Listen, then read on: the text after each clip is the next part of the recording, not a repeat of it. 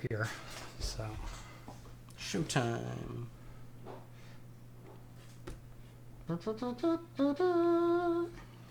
Hey, Twitch is live. Yay! Kinda, a little jumpy. Yeah, I noticed that Twitch is always the first one to go. Yeah, Twitch is always first. Oh, YouTube. YouTube's live. Hey, there we go. The system works. Unlike socialism. That's right. Or if you live in the States right now, unlike democracy. Oh, welcome to Talking Heads. It's going to be a great show. Oh, yeah. We got so much to talk about today. Episode 32. I'm Jeff. I'm Steve. How you feeling today, Steve? I'm feeling actually really good. Yeah. Last time I was on, I was a little under the weather. I was going through heroin withdrawals. And no, I think I was just getting over a cold. Yep. But I feel good now, I am. I spent more time sick in the last month than I think I have in the last 10 years. Well, you were just telling me how you like food poisoning. Well, and what's funny is last week I got on the show and I was talking to John about how I'm feeling. It's like, I am finally better. I'm finally over this 3-week just like sinus infection on top of eye infection on top of like almost went into I'm glad none of that is contagious because I wouldn't I'd be coming in a hazmat suit. None of it was contagious, but it was just like, And I'm like, all right, I'm finally feeling better. And then this Monday, I ended up with food poisoning. Yeah. And so yesterday, I was doubled over in pain, dry heaving for about 18 hours. Well, those no matter how delicious those pickled pig feet look, if it's got green toenails, don't eat it. Don't eat it. I have a weakness, Steve. Gotta stay away. That's right. You're not getting video? I think you're the only one. I will say it looks a little jumpy, so I'm not sure if our bitrate is fine. Ooh, my GPU is being hammered. Wow. All right, well, stop mining for cryptocurrency. Well, it might work. We might have a problem. Oh. Snap. Ooh, you know what it is? What is it? I've been encoding with my my 1050 Ti. I put back my GTX 760 in here this week. Oh, so we're dealing with an inferior card here. I'm going from 40% utilization to 100% utilization. That's what it is. And we don't have time to switch the card back. Interesting. No, I don't. No. I don't know if I can even configure this live, can I? You can turn the bitrate down? I can't change it when it's streaming. All right. We may just have to deal with this. How's the audio out there in... Maybe I'll pull it up on my phone and see what it looks like here. Twitch land. Audio's coming through. Okay, we're good. We're good. So you'll just have to deal with it. Sorry. I'm not one of those big YouTubers yet. I only have so much hardware, and my 1050 Ti was used in my VR video last week, and that's all I have. Haven't swapped it back. It back. So, yeah, I can say You mean you don't have a pile of 1080s? I don't have a pile of Pascal cards. Yeah. I will say when I was first setting up my studio here, I had. In the same week, 1 week, I had a 1050 Ti, 1060, 3 gig, 1070, 1080, and a 1030. Nice. All in my studio. Good. I mean, a 1030 would even be better than right now, I think. Right. Yeah. Now I only... The studio is good. Yeah. I know, I do. I like Genesis as well. Yeah. Studio. Studio. Whoa. Actually, I was listening to Phil Collins the other day. Were you? I was jamming to him on the way to work one day. All right, welcome to the show. I think 5 minutes is more than enough time for bullshitting. Throw that 580 miner card in it. That's actually going to be in my VR rig that's going upstairs. The 1050 Ti is coming back in. I just haven't made the swap yet. So I'm doing some other testing with the 580 right now. So, like I said, everything's in flux. In fact, my Threadripper rig behind me is going to be torn apart this week to potentially start my hardline water cooling build. Oh, yeah. Ooh, yeah. So yeah, I know. I saw the water cooling stuff you got back there. It looks fascinating. Yes. Fascinating. So I am more than looking forward to getting started with that. So why don't we get started with what are we drinking tonight? We got something special, and I think you even mentioned it maybe in last week's show. Yep. And if you guys are subscribed to John's channel, the Hops and Brews channel, he actually just reviewed this beer today. Yep. And we even talked about this beer a couple episodes ago. You got a camera up there. There we go. There you go. So this is the Triforce Legend of Zelda themed beer. Mm-hmm. From Second Shelf out of Atlanta, Georgia. Yeah. And it is it's a very hop forward IPA. or so they claim. Power, hoppy, courage, hazy, wisdom. Yeah. So it's kind of that New England style hazy IPA, but It says it's dangerous to go alone. Here, take this. right. Here, get drunk with this. You know, I was really disappointed that that John in his Twitter post for his video didn't say it's dangerous to drink alone. Yeah, it's dangerous to drink alone. Here, take this. Yeah, that's why I brought two. Yeah, that's so we right. don't have to split one. That's right. We can both have one here. So, I'm really looking forward to this too because when we first talked about this beer, I was really disappointed that it wasn't being distributed out here. But Yeah. I found a way. Found a way. Life finds a way. That's right. And so now I'm really stoked to get this. Definitely not as hazy as... Oh, there it is. Not super hazy. Not too bad. I've had way hazier. Yep. Stuff that looks like, juice pulp. Yep. I am drinking it in the appropriate glass. Yeah. So- Yeah. I just get a Blazers glass. It's not the same. But That's actually a special glass now because Atlas no longer exists. Oh, that's right. Atlas is gone. They're not gone. There was another brewery that claimed basically trademark infringement over the Atlas name. And Right. So they're having so to they change changed their names. name. Yeah. Right. They're not. They're still. You can still get their cider. But, Yeah. So Yeah. definitely very kind of a grassy note right on the nose. Mm. It does smell good. Mm-hmm. It smells delicious. It's a very good IPA. Very good IPA. Yeah, it's very delicious. I don't find it super like juicy with some of those Northeast IPAs, but It's the thing about the Northwest IPA is we tend to be very hop forward and a little bit lighter bodied, where the mouthfeel is just a little bit more pleasant. Yeah. This is a hazy IPA that kind of has shades of the Northwest. It does, just a little bit. It's a lighter kind of like feel. a hybrid almost. Yeah, exactly. It still has like a lot of those tropical fruit notes. Yeah, a lot of citrus, almost like a guava taste somewhere in there. Mango maybe a little bit. Yeah, Something but like so yeah, there's some of those sweet citrus notes kind of in the middle there, but very hop forward, but very light on your tongue and very drinkable. I like it. American Beer Association. I don't know, dude. I don't think you've had enough American beers. Them's fighting words. Yeah. American domestic beer. If you preface with American domestic beer, I would agree with you. I will agree with you. Yeah. Budweiser, Coors, Miller. We crap on them all the time. Oh yeah, no, they're but you come to the Northwest. You come to a craft brewing established area. I mean, we have breweries that are dedicated for German style beers, and they make great German style beers. Yep. Belgian style beers. We do all the whole gamut of beer styles. Yep. I think within 9 miles of my house, there's a Belgian brewery. There's an IPA. There's one that's dedicated to stouts, and then there's 2 or 3 breweries that do like everything, and everything they make is amazing. Yeah. From IPA to stout to their pails to in fact. Belgian Underground makes a really good farmhouse, and they're one of the only farmhouses that I like. Yeah, well, I mean, there's Commons, which they scale back. They do a lot of farmhouses. Logsden Farms, which is they're kind of far from here, but they have excellent farmhouses. Yeah, those are some of the best that I've had. Yep. So Budweiser makes me want to die. Yeah, I agree. I agree. Yeah.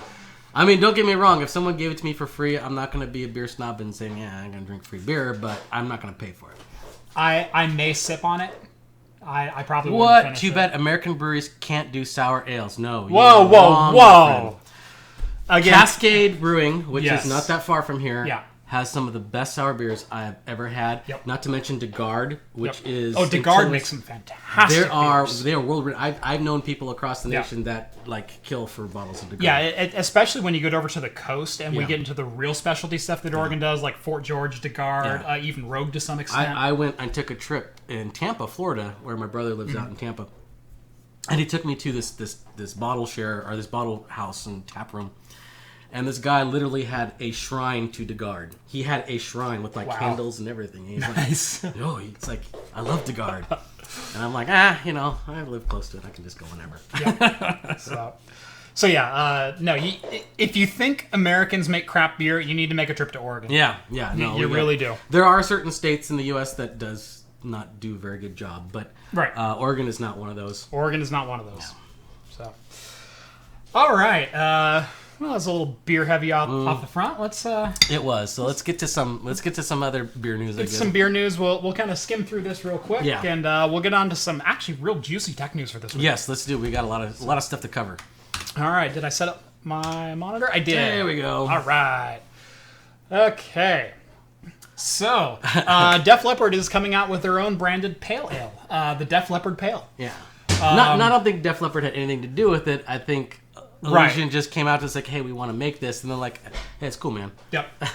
No, it's totally cool. It's cool. Singer Joe Elliott told Billboard magazine, it tastes great. That's the most important thing I can tell you. I would pass on doing an interview about this if I didn't like it. That, to me, is the most important thing. Well, I mean, the guy's he's done so much coke that it doesn't, right. I mean, he can't taste anything anyway, so. Yeah.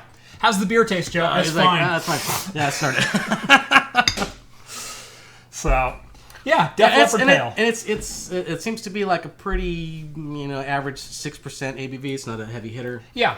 And with those guys being that old, they probably can't take much. Right, anyway, exactly. So, how'd you like to be known as the beer company that killed Def Leppard? Yeah. It'd be legendary. That's right. But yeah, it's by Elysian, so it's technically corporate beer. Because they got bought out by InBev, I believe, right? Yep. Yeah. Yeah. Elysian got bought out. Yeah, I'm pretty sure it's InBev. Yeah.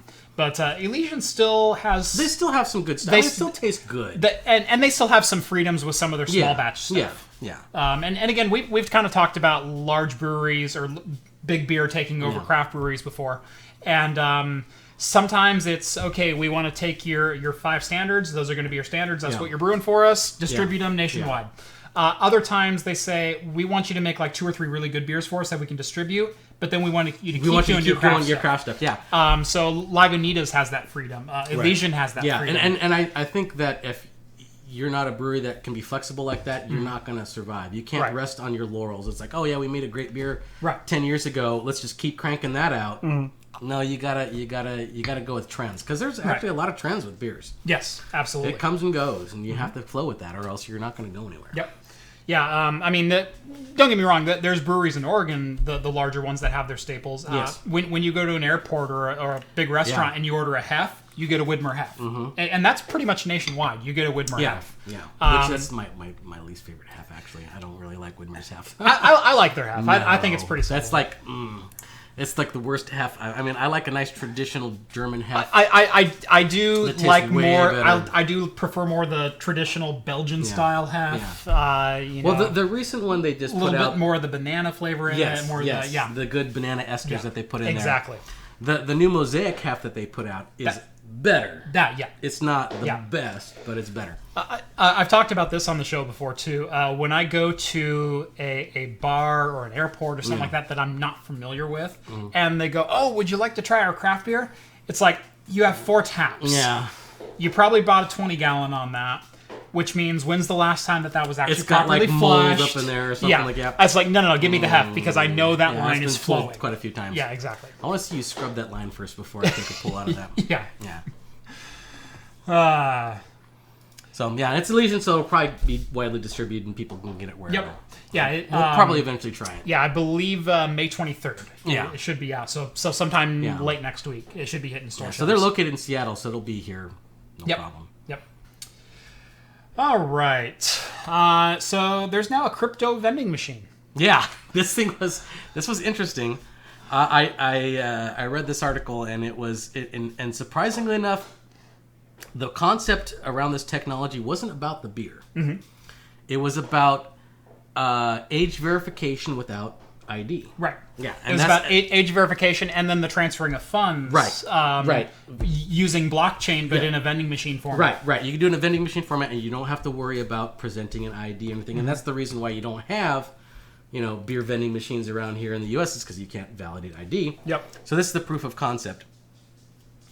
Which if this thing does work, and it does, have a proof of concept, you're going to have cryptocurrency strip clubs and cryptocurrency casinos and all kinds of stuff like that, where you can just validate people's ID before they'll let them do anything. Yep. I think your name's Bendy, super off topic. How much does it cost to recap and repair a 1990 stereo receiver? That's actually a really interesting question. A 1990 stereo receiver. I don't even know what kind of tech would be in that thing. It's just going to be capacitors. Yeah. And so a lot of times... Sorry, I know this is off topic. That just caught my eye in the chat.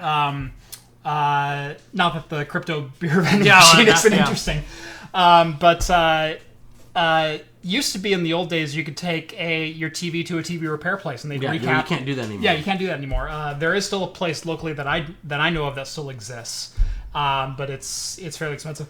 If you know what capacitors to buy, you can typically look up the capacitors. You can order them direct from China, and you can recap the board yourself for probably $20. Yeah. If you pay someone to do it, you need to pay someone with the expertise to do it. Which is going to be a specialty thing, which is going to cost you a lot. Which is going to cost you an arm and a leg. Exactly. Yeah. Small electronics repair. If you have kind of a niche guy in your neighborhood or in your city that does knows how to do it. That's your best bet. Mm-hmm.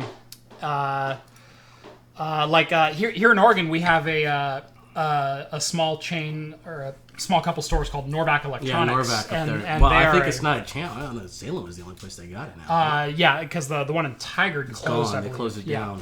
But there's a small store called Norvac Electronics, and the guys in there are super knowledgeable. You walk in, you say, "Hey, I got this old thing." Yeah. They go, "Oh yeah, I got one of these up on the shelf," and "Oh, that's the cap you're looking for." You're going to have to go do some searching to find. Yeah. Well, first of all, if you're going to repair it, you have to identify what's blown. Right. And then once you identify the part, then you'll probably be able to do some Google searching and be able to find it. Yep. But and you probably will find it, but it's you're not going to find it off of Amazon, or you're going to have to do some digging to find that part, I bet. Exactly. So yeah, off topic, but I love old tech, vintage tech. How do you repair it? And especially repairing stuff to keep it working. Yeah. So keep it going. You hit me in a soft spot, and I just happened to catch it. So. Have I tried the new Budweiser Limited Run? We are getting it. It'll be on the show shortly. Yes. So, yeah. We have a line on it. Yeah, probably next week we'll be drinking the Budweiser Freedom Select or whatever the hell it is. Yeah. America. Drinking America's beer. It tastes like George Washington's wooden teeth. That's right. Yeah. Speaking of people who can't taste. Yeah. Because they were so coked up. Don't you dare talk about the founding father like that. Oh, yeah. No, I got plenty of Coca-Leaves. I sprinkle it in my breakfast cereal. Cookie Crisp. Sorry. That was good. I like that. Thank you. All right, we've talked about PicoBrew on the show a couple of times before. Yeah. They made news this week for starting a new Kickstarter and expanding their brewery base. Yeah. For those who don't know, quick recap is the PicoBrew is a countertop brewery system where you buy basically Keurig cups for your brewery. Yeah. You put it in there, and 3 days later you have beer. Yeah. And you can buy a whole bunch of different varieties. You can buy IPAs, you can buy hefts, you can buy stouts. Just a caution. It's not like a Keurig where you just put the pot in and press a button. An instant beer. No, this does not happen like that. You still have to go through the fermentation process. Yes. If you want it smoother, you still have to age it. Yes. But it's a do-it-yourself, plug-and-play Keurig-like system for a homebrew kit. Yeah. I mean, I think the idea is really neat. I think cost to... Because you have to buy their kits to get the beers that you want. In their less expensive one, yes. I think the last time that we talked about them on the show, they were expanding it to brewery level stuff where you could mix and match your own ingredients. You could mix and match your own ingredients, because I just watched a couple of reviews and stuff on it, because I was kind of curious about that. I'm like, how's it doing now? Because I remember I was talking about it. Right. And I'm like, I want to see more reviews on it now that it's been out. And they do. The things where you mix and match, you still have to go through their site to do it. Yeah. They have this list of ingredients, and you still could, whatever you want to put in there. Right. But you still have to go through their site, so it still ends up costing you about $20-$25 for a 5 liter. Right. Whereas, like, if you're a home brewer and you do an all grain batch of beer, that cost will get you 5 gallons. Right.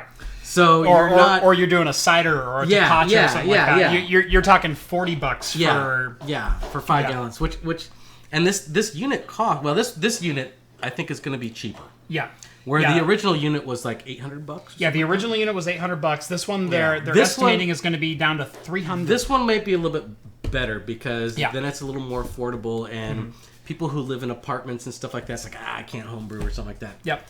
The other big news out of this is they're expanding beyond beer brewing. They're getting into coffee, kombucha, tea. They're getting into all that kind of hippie stuff. Yeah, that hippies just love. Yeah, basically, if you live in downtown Portland, you should probably just go ahead and buy one of these. Well, first of all, you know, if you're in the Portland or Houston market, your apartment's probably going to be a closet anyway. Right. So if you want to brew anything your own, you might as well get this little tiny thing because you're not going to be able to do anything full scale. 5 gallons is going to be basically what you're going to have to either have a washing machine or you can brew beer. Right. Because you're not going to have room for both. Right, exactly. This thing will allow you to do both. Yep. So yeah, kind of a cool product. And the price drop is what kind of intrigued me. On top of the kombucha, the tea, and the things like that, where it's more than a single-use system now. Yeah. But $300 to kind of get you started in homebrew. If you know what you're doing, or you know a guy who knows what he's doing, you can get started in homebrew for $300. I think I'm going to wait a year and go to the local Goodwill and see if I can find one for like $50. There you go. see what it does. See if you can hack it. And make it see if work. I can do whatever I want to do. Make it Arduino control. I'll make it sentient. It'll be the first alcoholic AI. Alexa, I feel like a hef today. It's like, you're drunk again. Gosh. There's a reason Alexa doesn't exist within my house. Yeah. Alexa, search for this. Search it yourself. Yeah. So yeah, the Pico U, which is the new model, has already met their funding goal. Yeah. 4 times their funding goal, $205,000 as out of $50,000 at the time of this recording. And 35 days to go still. So the idea is certainly popular. Yeah. And I think it could be. I think this could work. Now that they've gotten down to a price point that makes it more of kind of an impulse purchase. Right. And in fact, if you're one of the early birds, you can get it for $189 right now. I definitely think it's going to be better than like the Mr. Beers you're going to get at the local mall or something like that. Those are horrible. Yeah. This will be better than that. It's more expensive than your Mr. Beer, but right. I think it's going to be better. But. Yep. All right. So if you're joining us for tech news, here we are. Hey, tech news, we're back. Welcome to Talking Heads, episode 32. Oh, I'm kidding. All right. Nothing much happened in the news this week. No, I'm kidding. Yeah, it was a slow week. Slow news week. Yawn. Net Neutrality's in the news again. There was a major E3 leak for like every game that's coming out. There's Intel fired one of their marketing chiefs. Not much happened. Not much happened this week. All right, let's start with net neutrality. You notice my LCAR screens are on red alert this week. Oh, yeah, that's right. Bam! That's why. That's right. If you hadn't seen Twitter or a lot of other social media, the social media has been on red alert for net neutrality, starting Monday through Wednesday this week. The vote at this time has already happened in the Senate, and I am happy to report it did pass. It did pass the Senate. It did pass the Senate. Bipartisanly passed the Senate. It has bipartisanly It wasn't like 51 to 49. No. It was 62. But the bad news is... Yeah, the bad news is it still has to pass the House of Representatives. Which it doesn't look like... They don't predict it to do that. Right. It doesn't predict to do well there. And it's probably not going to get a non-vetoable... Right. Super right. majority. You have to have a super majority of 66%. Yeah, to make it non-vetoable. So even if by some miracle it does pass the House, it will probably get vetoed. So here's the whole scenario. It had to pass the Senate, which it did. It still has to pass the House. Then it goes to the president to sign. The president is going to veto it. Yeah. Make no bones about it. Probably. Trump will probably veto this. It will then go back to the House, which then has to get a supermajority to pass of over 2/3. So one vote more than 2/3 majority. Yeah. It then has to go to the Senate, and it has to receive 67 votes, which I believe today it only received 62. Yeah, it got close. It came close to that in the Senate. But the only saving grace for that is that this is an election year, and it's a hot topic issue. It's a hot button issue. And for people who want to, it could switch. There could be some switches on there. I don't know. I don't know how big of an issue it's going to really be, especially when we have a lot of older voters who don't really know what it is. They probably don't care. So young people, it's up to you to get out and vote. I just want to watch my Matlock. Right. I don't know what net neutrality is. I like the Golden Girls. That's all I want to watch. Why are they talking about neutral net? Yeah, Go back on Murder, She Wrote. I've always used a net in my hair. It was fine. It was fine. Yeah. Why do I need a neutral hair net? Yeah. That's right. Skull, yes, I do use a combined chat interface. I use Restream.io for Twitch and YouTube chat. We can see Twitch and YouTube. So I've got everything there. And then I've also got Discord off to the side, which, by the way, you're getting props for your Alan Wake shirt. Oh, I am? I didn't even see that. Yeah. That was on Discord. Oh, okay. So, I didn't see it. he doesn't have the Discord window on his. I didn't see it. His is on my... oops. Oh, no. His chat is on my Dell Venue 8 tablet. Right there. Yeah. I do have Discord on my phone, but I have to unlock it and look at it. So when you see them complaining about the size of the chat window and them going like this to try to read the chat, it's on my 8-inch tablet. Yeah. There's Discord. But Alan Wake. There we go. Thank you for that, Alan Wake. Yes. Alan Wake, great indie title. Yes. If you watch my videos, it was from the same. It was if you watch my videos, you Remedy. It was Remedy who did it. Yeah, I know. When I was going through my SteamOS video, I was rattling off a bunch of games. I said, there's a bunch of AAA games supported. There's this, there's that, there's that, and there's a bunch of indie games supported. There's that. Wait, there's that. And I just had this list of like 40 games in front of me. Yeah. And I had them separated into 2 columns. Well, so Alan Wake as an indie Alan Wake title? jumped into the indie title. Yeah, oops. Because I had just 2 columns on my teleprompter. And so I just started at the top of the list and read alphabetically down until it stopped. Yeah. And then I went over here and Alan Wake had jumped columns on me. Yeah. And so I just read it and I never even caught it, and I went all the way through post and then posted it, and everyone was like, dude, it had like a $3 million budget. It was made by Remedy. Yeah, I know. Why are you calling Alan Wake an indie title? It's like, well, my mistake. I'm sorry. You can crucify me later. Yeah. Do you realize I have a full-time job and this is a hobby that I do for like 3 hours a night? Okay? One title. Unsubscribe. Yeah, I offended so many people by calling Alan Wake an indie title.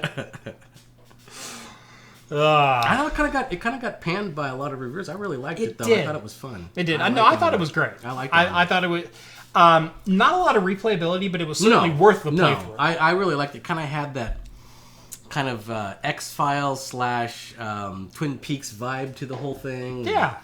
I really liked it. What was the... Almost taking you back to Myst, just with more evolved gameplay. Yeah, because they had some mystery involved with it. Exactly. So I mean, it's taken me back to my roots of like the adventure problem solving games, but in a modern format. Yeah. So yeah, I liked it. I did too. To those who say I disrespected Alan Wake. So anyway, net neutrality battle far from over. Yeah. Young people. One thing won. But a long way to go. I'm going to get political for just a second, and I'm not going to choose a side politically. I'm just going to make a political statement. Young people, it is up to you to get out and vote. If your congressmen, elected officials, whatever, do not support net neutrality, and that is an issue to you, prove it to them by not voting for them this fall. Speak with your vote. That's the reason you have a vote. Get out and vote. Voice your opinion. Call your congressman. Send them emails. Stop by their office if you live close enough. Talk to them. Take a clock and wire some road flares to it and send it to them. Craft Computing provides no political advice, express or implied, no warranty, no bail funds. No. If you would like to sponsor Steve on Patreon for possible reimbursement for said legal fees, go ahead and back me, and I will not forward that along. Yeah, okay. All right. So yeah, far from over, but the power's in your guys' hands. That's the whole point of a democratic republic, is you vote in your officials, they vote how you want them to vote. If they don't vote how you want them to vote, then you vote them out. Yeah, that's how it works. So use your power. All right. Moving along. All right, next one. AMD. Yeah. On fire lately, and the fire continues. A little bit lower news. I mean, this isn't like a 2800X reveal or anything like that. No. But AMD announces new SKUs for Ryzen Mobile and Desktop Pro, as well as second-gen Threadripper is now in people's hands for sampling. Yes. So it is Threadripper 2000. Yeah, Threadripper 2000 series, which is the 2900X, 2920X, and 2950X. Yes. We have no specs beyond the just the SKUs that are out there, but we do know it's coming. We do know it's probably slated for a Q3 release. just in time for me to finally solid bend Threadripper. my 1900X. Go get another one. Yeah. Great. Now I got to spend another $700 on a processor just to keep you people happy. Yeah. Well, maybe by then they'll just like be throwing you chips out like this. Yeah. Just flinging them out. Yeah. Flinging that fliff around. Let's see. Chips I have received as a reviewer. Not nacho chips don't count. Doritos don't count. Nacho chips don't count. No. I have received CPUs as a reviewer, but it was part of a larger review sample for an upcoming product for a pre-built system. The computer upgrade king that I did for Modders Inc. I did receive an 8400, an 8100, as well as the 2400G and 2200G. That's where all those CPUs came from. Because they were wanting me to review all the different build models of their systems. Right. I've received a couple motherboards. I've received exactly one storage drive. Oh, well. And the majority of this is from my work over at Modders Inc. I did receive a K3 Plus for craft computing, so my soundboard was a review sample. And you're still using it. Yeah. And I'm still using it. Yeah, that's good. This came up a couple of times in comments this last week. Kind of a weird... Getting into like the new YouTuber's perspective, if you're interested in something like this. People always go, I always prefer my reviewers buy their products out of pocket. Do you people realize how expensive it is to run a YouTube channel buying your products out of pocket? And I understand the concern because they're like, these guys gifted me, so I feel like I got to give them a good review. Nope. I do not. But I mean, you got to understand, there's some people, especially like... They're going to have some integrity. There are some people who sell out. There are people who take advantage of the situation. Yes. And I will say that. But I will say, if you want to see an example of a negative review, go look up my Modders Inc. video review of the Deep Cool Baron Case Yeah, liquid. I remember you did that. You did not give a very glowing review. It was not it was a 9-minute review, and there's not much I liked about that case. Now, there's potential there, but I said it's like they went 8 steps on the drawing board and they needed to go 10. And it wasn't a favorable review. Yeah. And I said, why am I spending $140 on kind of a heavy constructed case with quality control issues that has a too small liquid cooler included? And it's not worth the money. I don't think it really matters. I mean, I think it's good for the reviewer to basically say, yes, I did get this for free, which, it gives you like, okay, I am admitting I got this for free.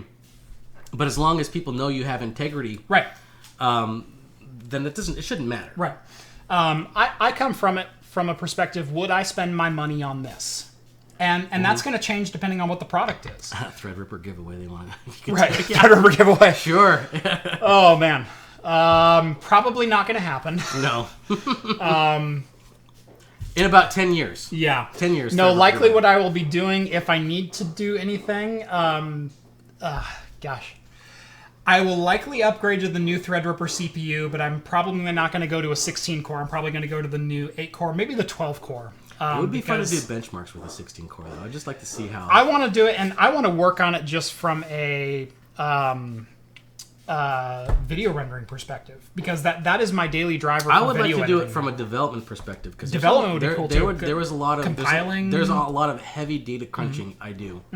At work that I would like to see what a 16-core does and how fast it processes. I'll sell you an 8-core. I already have a.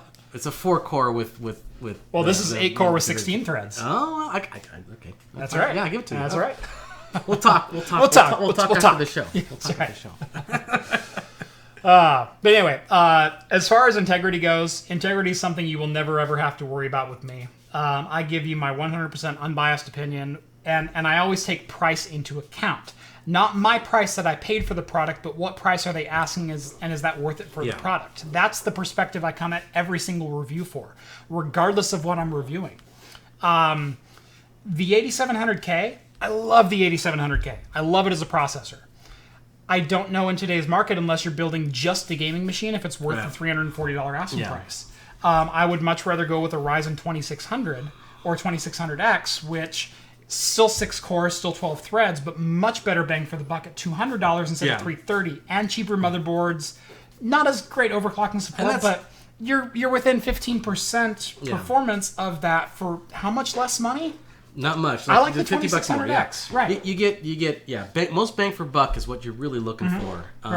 There's sometimes where you pay an extra $100 for maybe 1% better performance. Right. Not worth it. Exactly. So never worry about me. Kind of a weird segue into Threadripper sampling, but Yeah. no, I'm not giving away my Threadripper. Sorry. No. Like I said, maybe in 10 years. That is one of the most expensive processors I've ever bought. The most expensive I ever bought was the X5690, which was my 6-core 12-thread X58 chip. I still own that chip. That will be the chip I take with me for a long time. That was $500. I think the 1900X I paid $450. But most of the stuff you see on this channel, I still buy myself because no one likes me yet. Except for Rogue. We may have Rogue beer as a sponsor, possibly. Well, at least I'm getting some Rogue beer. We're getting some Rogue beer. I do know that. The people at Rogue, apparently I got a shout out from Rogue. In fact, I'm going to... they reached out to me and said, "Hey, we'd love to send you some beer just because we're fans of the show." And I said, "That's great. I'm a fan of Rogue, and in fact, I'm having lunch at your Pearl Pub House on Saturday." And they said, "Oh, cool. We'll just leave the stuff there instead of shipping it to you then." For people who I know people not here in PDX, but people who fly into PDX, Rogue used to have. They're gone now. They don't have a thing at PDX anymore. It's being replaced at PDX, correct? Yeah, they're gone. Right. Yeah, their lease ran out. Yeah. They used to have a house inside of PDX. They do still have the Pearl Public House, and they also have one on the east side. Yeah. And then obviously they've got there's two in Newport. Locations. Yeah. So, every big tech channel is raving about the 2600X. Do you think that also craft? I have a 2600 that I've tested personally. In fact, that's what's in the rig behind me here. And I love the 2600. The 2600X, in the reviews that I've seen of it, having not tested it personally, is probably the best bang for the buck CPU you can get today. Yeah. And I would agree with that. Yeah, and in fact, Newegg just dropped it another $20. You can get it for $210 today.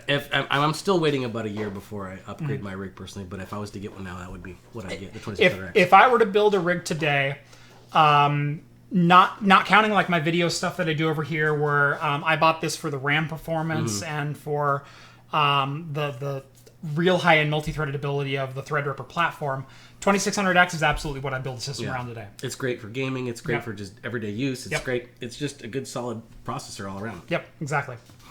So, 2600X. Love it. All right.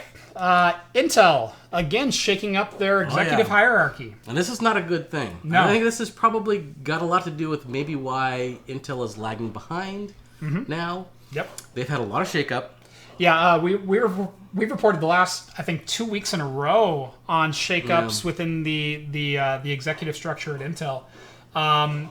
It's a particular interest to us because they're an Oregon company. Yeah, they're right located 20 miles from me. Well, I used to know some people that work there. I don't think they work there. I still know a few people who work up there. Intel just ousted its marketing chief. Yeah. Well, technically, he's still working there, but he's not marketing anymore. Right. He has been demoted from his position or reassigned or repurposed or whatever.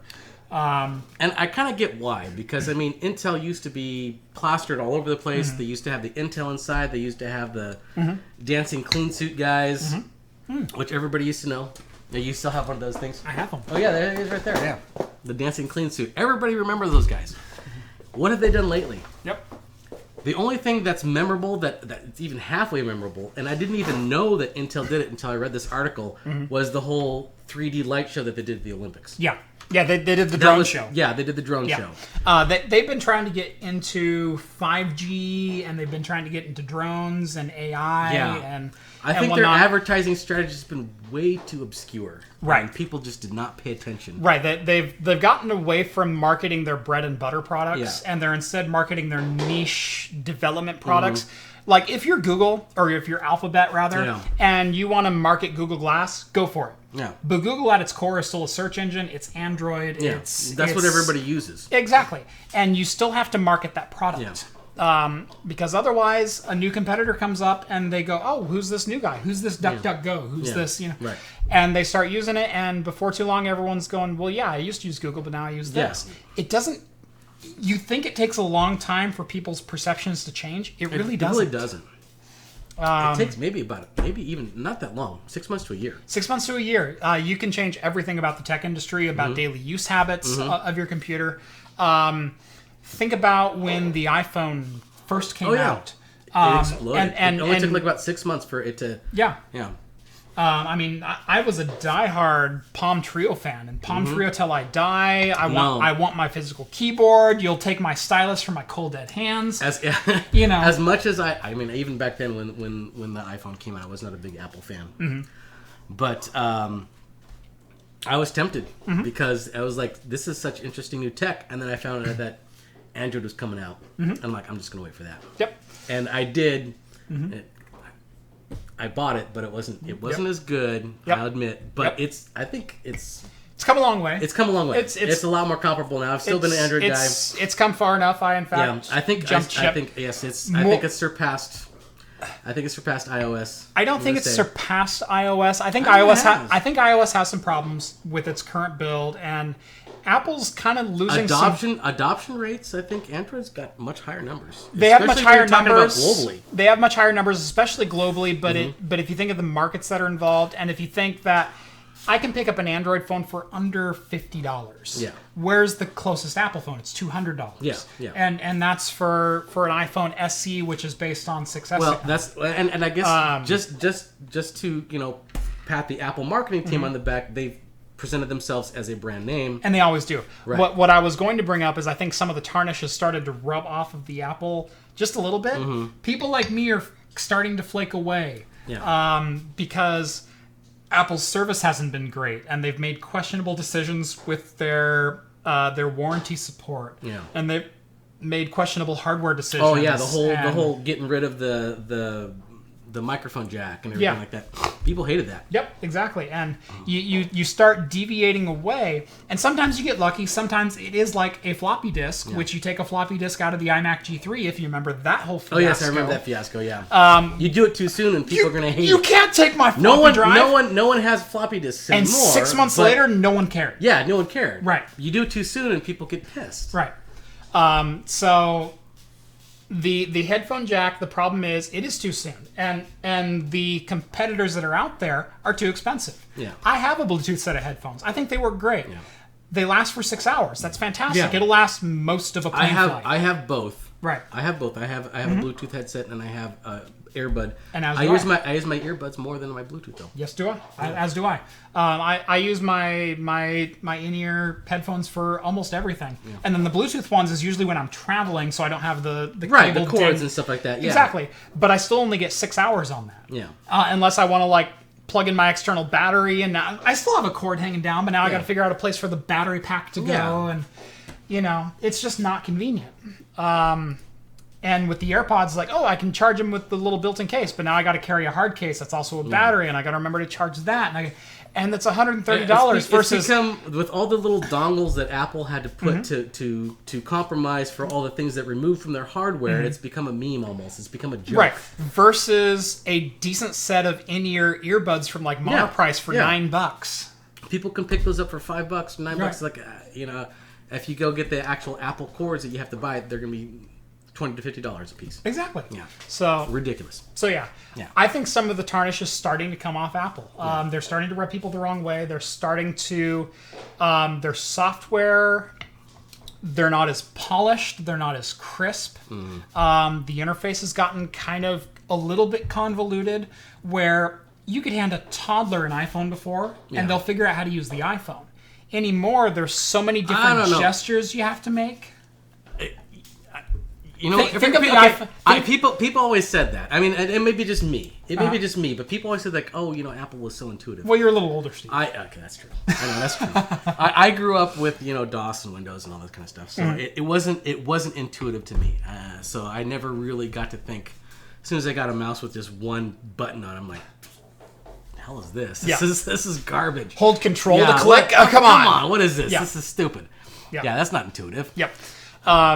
But I will say, when the iPhone first came out, everything was simple. As far as it was very simple. Yeah. And then all the interfaces they added on top of that. So the slide to unlock, how do you unlock, how do you open the phone, how do you do this, how do you do that.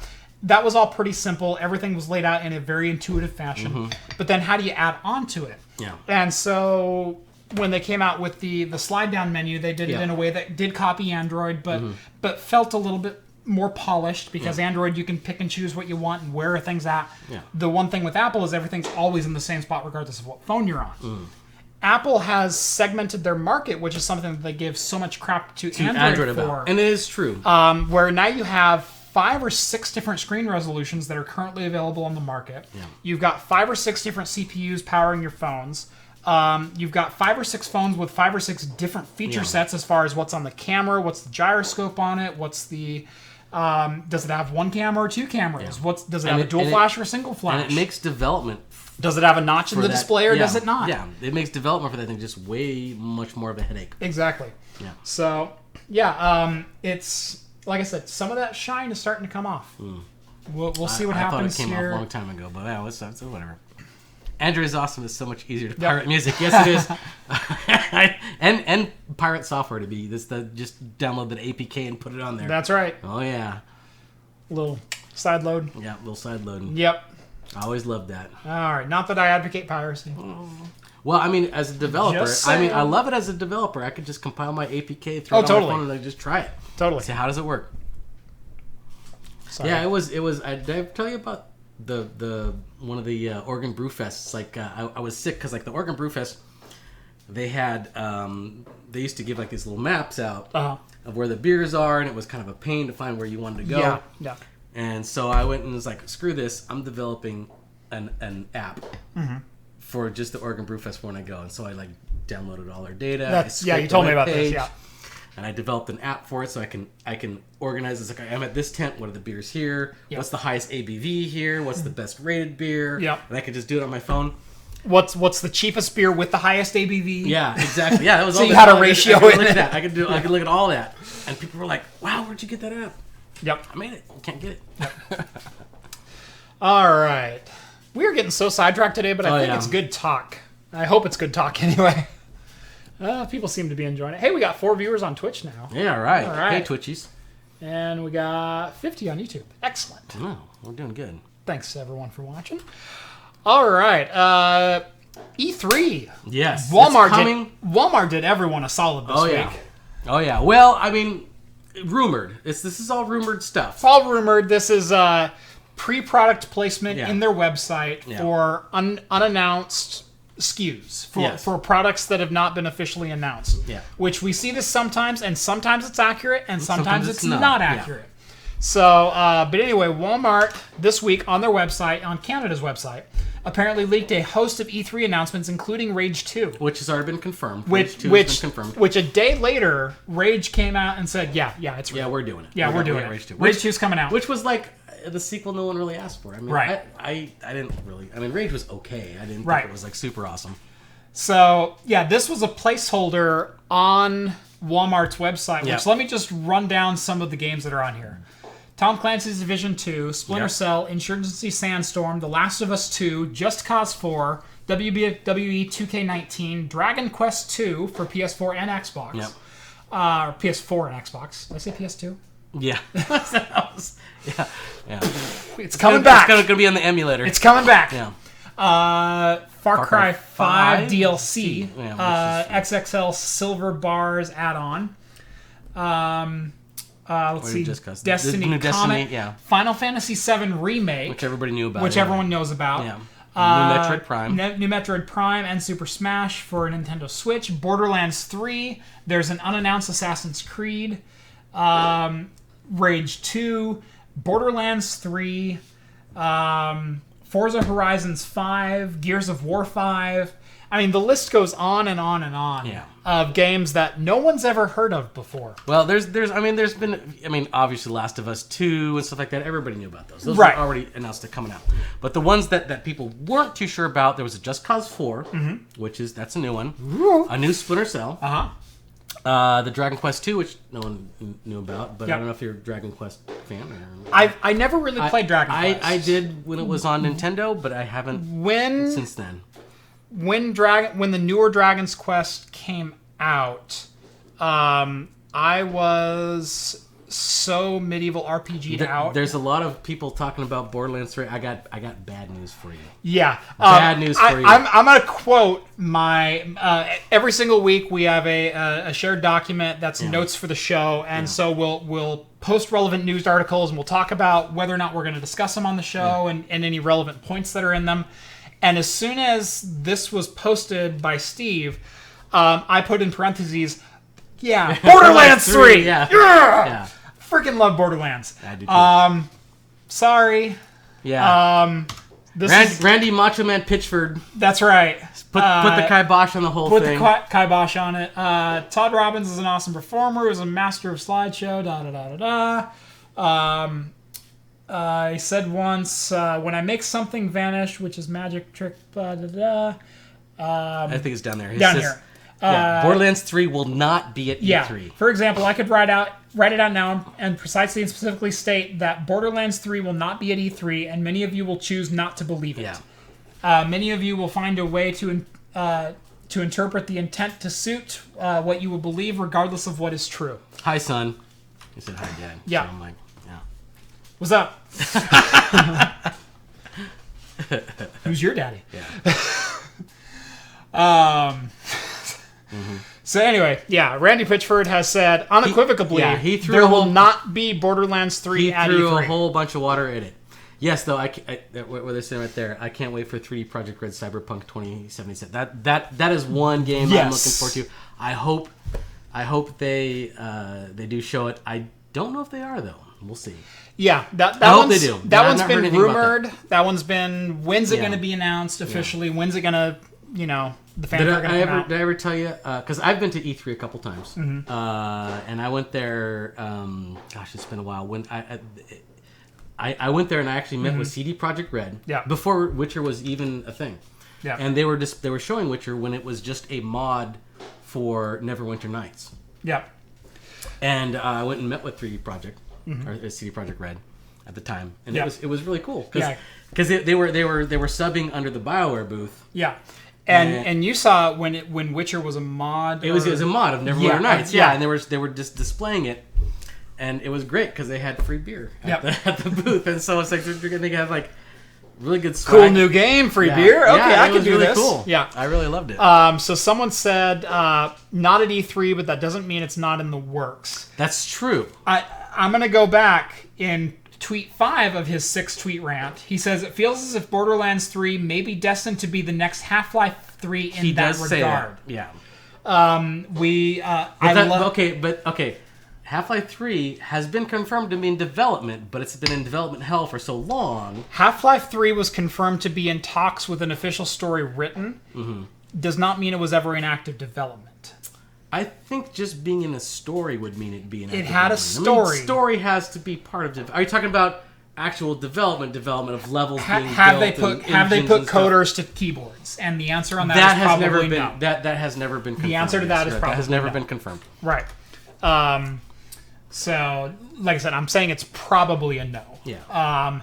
And the fact that Randy Pitchford is coming out and it says it feels like Borderlands 3 may be a Half-Life 3 in this regard, or maybe destined to become Half-Life 3. Yeah. I love how important Borderlands is to so many of you. The developers of Gearbox Software are working harder than we ever have worked in order to create new and exciting things in hopes of entertaining you. Your passion fuels us. Thank you. I love you. Yeah. So basically he's saying pretty much Borderlands 3 not happening. He's almost hinting in that last tweet. I'm gonna start reading into the tweet he told me not to read into. Yeah. He's almost hinting at something else that's going to be announced from Gearbox Software at E3. Which might that's be fine, not a Borderlands title, which is good. It's time for them to break out a little. Yeah. I mean, I know I played the pre-sequel, Borderlands the pre-sequel. It wasn't as good as Borderlands 2, but to be fair, it wasn't done by Gearbox. Right. So I mean, I didn't expect it to be as good. So. Yeah. There was the pre-sequel, and there was also the Telltale. I haven't played the Telltale one yet. Or Telltale, excuse me. The Telltale one, yeah. I didn't play that one yet. Yeah. I played a little bit of the Telltale. Did not play the pre-sequel. Yeah. But I loved Borderlands 1 and 2. I don't know. Do I have? I might have it. I don't know. Yeah. My Steam library is so gigantic, I don't know what's in there. I'll say I have them all, and whenever Corsair posts the memes about, Steam sale, and you buy a new game, and gosh golly, are you going to play with me today? And the Corsair guy shoves him into a dungeon and closes the door. Yeah. That's totally me. Yeah, that's what it is. You live here now. Yeah. This the only reason why I work as hard as I do is you'll never see light again. I'm like, I just want to retire so I can play my games. Yeah. I want to shut the door so people leave me alone. Yeah. And I'll go back and finally finish The Witcher 3. So I will say, if you didn't see my last video, I did cross 50,000 subscribers last week, which thank you so much for watching my videos. That's so cool. I didn't think I'd hit 5,000 in the first year, and here I am at 50. I didn't think you were ever going to finish that beer. That's what I was talking about. I'm really close. What? I mean, it was good. But anyway, on that note, I opened the channel 10 months ago, just by starting with a couple of videos that I found interesting, and then just kind of grew from there. The problem with working full-time and then starting a fledgling YouTube channel is I no longer have any time to play games. Yeah. So there's nothing that's come out in the last 10 months, with the exception of, I think, Far Cry 5, that I have played beyond a little bit of VR in the time that I've had to play it. Well, you've played a lot of the Fallout 4 VR. Played a decent amount of Fallout 4. Yeah. I got into Skyrim this last couple of weeks, and whatnot. But as far as like all the AAA games that have come out, not a one. Right. Well, there's been a lot of. I mean, there's been a lot of talk about doing a channel CS:GO tournament, doing something like that, which I think would be fun. But I think it'd be a lot of fun. We have to find time for that. Yep. Yeah, the problem is when I work full time and then I put 30 to 40 hours a week into my YouTube channel, I'm working 80 hours a week to produce content for you guys. Yeah.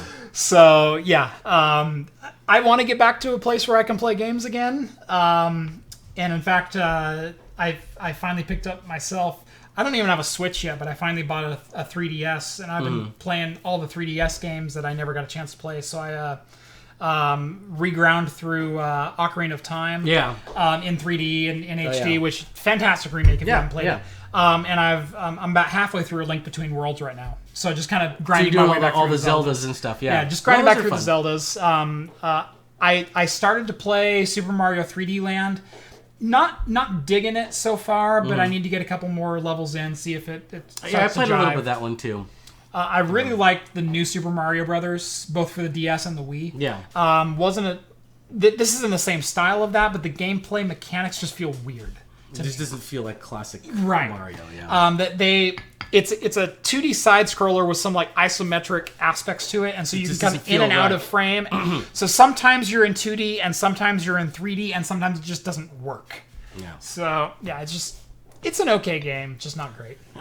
Not sure I want to sink a lot of time into that one. Games that were confirmed after the Walmart leak.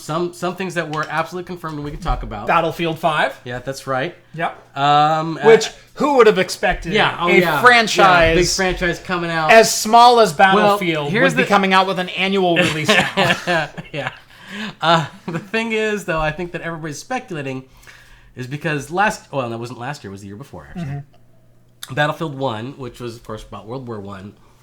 I actually kind of really enjoyed that one. I don't know, it's not my favorite Battlefield. I didn't get to play it because it came out a year ago. Me and John got to play it quite a bit, and we had some fun with it. I really enjoyed it. It wasn't my favorite Battlefield. I think my favorite Battlefields first one is 1942. Yeah. But then after that, my absolute favorite was 2142. 2142. 2142. Yeah. I think a lot of people were chomping at the bit, like we want to get a sequel of 2142. I don't think this is what it's going to be, because they kind of speculate here that it's going to be a area that they have not done yet. Right. So I don't know what, because they've done World War II, they've done World War I, Vietnam. They've done Vietnam. No, they have done Vietnam. They've done Vietnam. Right. They've done Future War. They've done Modern War. Revolutionary War. See, that's going. I mean, like French and Indian War. The War of 1812. We'll go French and Indian War. The Spanish-American War. Yeah. I don't know what they're going to go to. We'll go the U.S.-Canada War. They're just I don't know. Mexican independence. Who knows where they're going to go? So I think that's the big speculation, is what exactly are they going to do that they say is going to be so new. Yep. When they've pretty much covered everything so far. The remake we need is Legend of Zelda, Oracle of Seasons, and Oracle of Ages. Those were great games. Oops. Oh. Little man finally fell over. I actually just played back through Minish Cap, and I can't believe how much I loved Minish Cap. I like Minish Cap. Yeah, that was a fun old. Yep. It wasn't even DS. It was Super Game Boy. Game Boy Advance. Yeah. Yep. Game Boy Advance. Yeah. Yep. Yeah, I played through that on my Game Boy Advance SP. Yeah. That one, the backlit one. Yep. Yeah. Mine is the backlit one, not the edgelit display. Yeah, I have the backlit one too. I've got the display button or the brightness button. I got that one too. Mine's silver, not the bluish one, and I have Minish Cap for that as well. Yep. I think I have some little screen corruption on those. Oh yeah. Yeah. I got a little line going through it. Lame. Yeah. Yep. Yeah. When I first had I've had like 7 Game Boy Advances through the years. The one that I never should have sold was I had the NES Classic version of it with the NES. That was also a backlit version, and it was like, oh, I loved that thing. And then I sold it. It's like I'm not going to play this again. I'm a grown up now, kind of thing. Yeah. And I sold it, and I never should have. And then it took me years to find another. It's going to be the Korean War. Yeah, you're right. They haven't covered Korean War, although that's very close to World War II tech. It's kind of in between World War II tech and Vietnam tech. Right. Yes, but it is technically a war they have not covered yet. It's true. So, yeah, Revolutionary War would actually be kind of interesting. That would be interesting, but I would hate to be like, oh, fire a gun, and then just like, pack my powder magnet again. Freaking camper, I'm reloading! I was just wait. I could just see all these people like trying to pack their gun and bunny hopping around. That's right. Doing this. That would be an interesting mechanic, though. Yeah, it would be. Everybody just like, let's go. Well, but that's the whole thing. Is like the warfare back then was still, they didn't have modern warfare knowledge. Right. So they all stood in regiments. They all stood in, it's like, they're firing guns at us. Let's just walk towards it. Oh, we're all going to die. Everyone stand in the line. Yeah. Okay, shoot at each other. Yeah, let's go kill each other. Whose idea was this? It's like, that's the dumbest idea ever. The general sitting on his horse in full view of everyone else going, don't worry, they won't shoot me. Yeah. Yeah, you guys just keep going. Just keep going. You'll eventually get to them, I guess. It's uncivilized to shoot an army leader. Yeah. Battlefield musket lines. Yeah. The other game that was confirmed was Stalker 2, but inexplicably announced for 2021. Yeah. I mean, I'm a big fan of the Stalker series. Yeah. I loved it. Yeah. But let's announce it 3 years in advance. Yeah, I know. It's like, here it comes. What are we on the Rockstar timeline now? I know. It's going to come in the future eventually. Maybe it's just so beginning and development they wanted to start hype, but they're like, let's just throw it way out there because who knows when it's going to be done. So, now that I finished that IPA, that was a solid IPA. I really liked it, yeah. I really enjoyed that. I did. I actually got 4 of them, so I have 2 more cans at home, so I'm going to enjoy those later. So, this is even more of a special beer. Not that the Zelda beer wasn't a special beer. No, it was.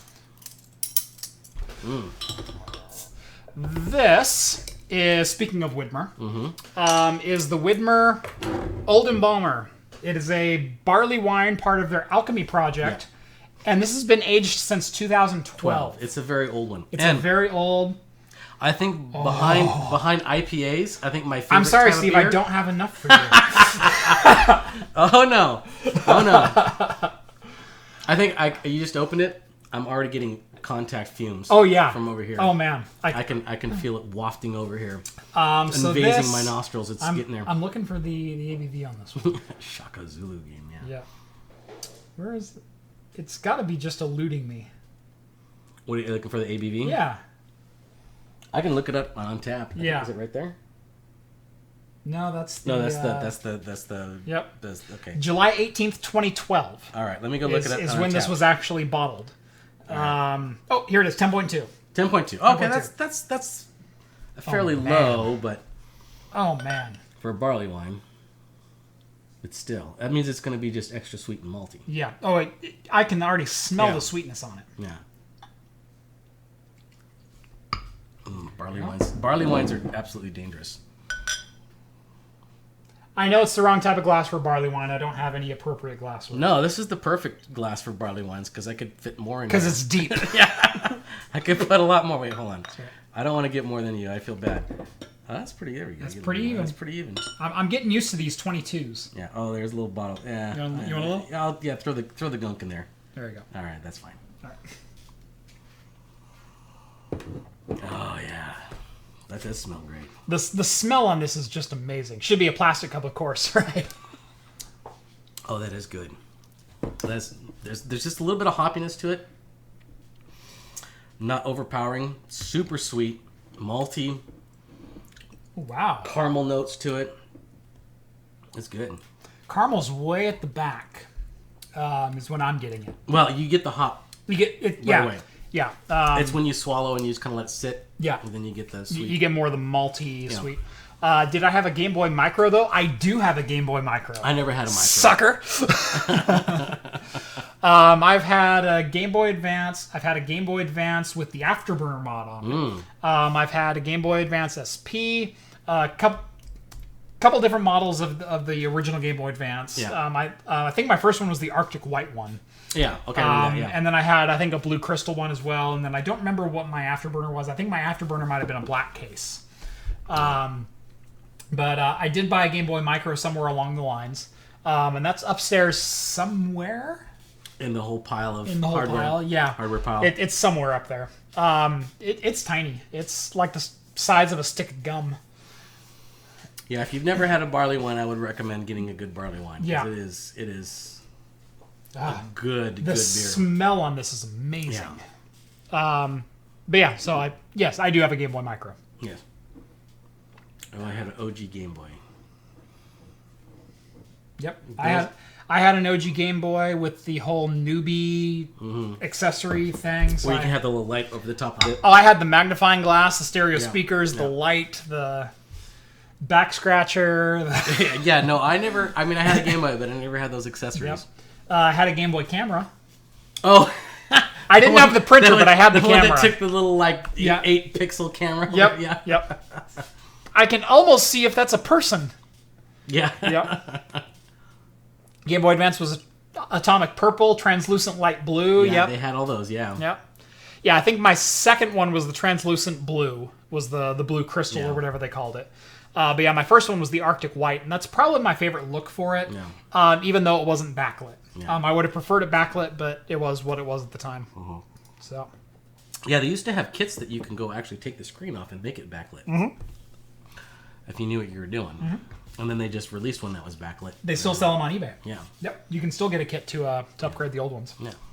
So. And it had a battery pack. That's right. Oh, yes. Yep. They had the battery pack. You put 8 batteries instead of 4 in it. Oh, what was it? They used to have that comic about, kids who had the original Game Boys, who never know the struggle because, they had the kid in the back of the car, and he could only play when the car would go under a street light. So I've totally done that. It's I could totally relate to that. I'm in the back seat doing this. Yeah. He's like, yeah. Dad's going, what the hell are you doing? I'm going, drive slower! Yeah. All right, speaking of Nintendo. There we go. Who says we don't plan our segues here? Oh, yeah. Speaking of Nintendo, Nintendo is bringing the NES Classic back on June 29th. No word yet if they're making it in larger quantities, so people actually might be able to buy it. But they are going back on their original word. This was going to be a one-time, one-only release that was going to be limited availability. So maybe they decided, hey, this is kind of printing money for us. We might as well print some more. It is printing money for them for You just had the video that just came out for making the I do not advocate piracy. You're not advocating piracy. I'm not advocating piracy. I'm simply showing you a cool retro case. Here's the in which you can put a Raspberry Pi in and install this thing that can potentially play some homebrew games. The only way Nintendo... it'll play homebrew games just fine. It plays them great. Oh, I know that. I'm just saying that if Nintendo really wanted to, make some money, they would open them up. Instead of just playing the 20 games that they distribute on the thing, they would open it up to the library or maybe even implement their store on there, and they can actually make some money. Yep. They're limiting the release. They're artificially pumping up the cost of this thing, and they're only offering a small amount of games on it. Yep. which is just begging people to either hack the thing for piracy or to just people to do Raspberry Pis and Pi. And here's the thing with the NES Classic is there's enough storage on there to put 500 games on there. I'm not saying why I know. I'm just saying there's enough room to put about 530 games on there before it runs out. I'm also not a fan of the buy a game for $1. Yeah. The reason being is I bought all these games when they were brand new. Yeah. Then I bought them later on in some other digital formats. I bought Super Mario Brothers 3 re-release for this. Yeah. So Super Mario Advance 2 for the Game Boy Advance. The cartridge. I don't remember how many times I've bought like a couple Final Fantasies. It's been like Final Fantasy 4 I've owned 7 different times. Yeah. It's like I bought them so many times. Yes, Raspberry Pi all the way. Yep. But here's the thing. This is an IP that's 30 years old. Yeah. It shouldn't cost that much. It shouldn't cost that much. I'm not going to pay you $10 for Super Mario Brothers. I'm not going to pay you $10 for the original Final Fantasy. Yeah. I'm not going to pay you $5 for Dr. Mario or Wario's Woods or anything like that. Right. Nintendo would be very behooved of themselves to give the bulk of their library away for free. Or they've talked about doing a Netflix subscription service. That wouldn't be that bad. Or even if they went, the realm of like Humble Bundle where they say, okay, here's $1. Mm-hmm. It'll still cost $1, but you get like 10 of these games. Here's $1 for this pack of games. Yeah, here's 10, and people be like, oh yeah, that's right. That's like the thing we've learned about digital distribution of these type of goods. Is if you make it affordable, accessible, and available. Yeah. Those are the 3 things people you have to have. People will buy it. Yeah. I am more than willing to buy an NES Classic, but I'm not going to spend $80 on one. Yeah. And if I do spend $80 on one, I want it to have more than 20 games. Yeah. And if it only comes with 20 games and there's no option to add more, I'm probably going to add my own. Yeah. If you do have an option to add more, I'm not spending $5 per game. Yeah. Yeah. They're just leeching off people's ignorance, I guess. and I alluded to the fact that I've been part of the emulation and ROM scene since 1995. I wasn't kidding about that. I was downloading SNES and Genesis ROMs. I was too. When they were the current gen systems. Oh yeah. I remember. Yes. No, I remember that too. Yes, I do too. Yeah. I remember when the Sega Saturn stuff got hacked, and you can grab, and that was pretty much their downfall, to be quite honest. But I remember getting the Bleem emulator. For the Sony PlayStation. Mm-hmm. So spending $30 on Bleem and then downloading ISO rips. It wasn't. Yeah, it wasn't an emulator. It was an unlocker. The Bleem was an emulator. It just unlocked it, so you can do hacked or copied discs. Yeah. Right. No, Bleem was a PC emulator. You could play it on Windows 95. Go look it up. No. You're wrong on this one, Steve. Trust me, because I bought it. Bleem, yeah. Bleem. No, because there's some PS1 emulation that's still not even that great now. You would be surprised. History of Bleem. Initial release, March 1999. Bleem was a commercial PlayStation emulator released by the Bleem Company in 1999 for IBM-compatible PCs and Dreamcast. All right. It is notable for being one of the few commercial software emulators to be aggressively marketed during the emulated console's lifetime, and was the center for multiple controversial lawsuits. All right. Well, they're lawsuited, so it doesn't matter. Sony sued them into the ground. Yeah, they did. But Bleem was released during the PlayStation 1's lifespan. So the PlayStation 1 came out in, 96? Yeah. Bleem was released in March 99, and it was a way for your Windows 98 machine to play your PlayStation 1 discs on your PC at 30 frames per second in native resolution. Yeah. Which back then wasn't very high. Right. Yeah. Well, back then, you could still add a video card and do anti-aliasing and do a couple other things to the graphics. So you could actually play them at higher res than your PlayStation was capable. Did they have anti-aliasing back then? They may have. I know they had some super... Because the 90s, that was still like the Voodoo 2 era. So I don't remember they did in Voodoo 2. Did they? Yeah. But yeah, it was... PCSX2 is the best PS2 emulator. Absolutely, there's really there's no denying that. And if that doesn't play, EPSXC will. Yes, exactly. Yeah. So yeah, I don't know that. I'm not an authority. No, I mean there's some I know texture packs even that for you can do the with the emulators that kind of up the resolution on those games. Yeah, if you're curious what Bleem looked like, hold on. I do remember Bleem.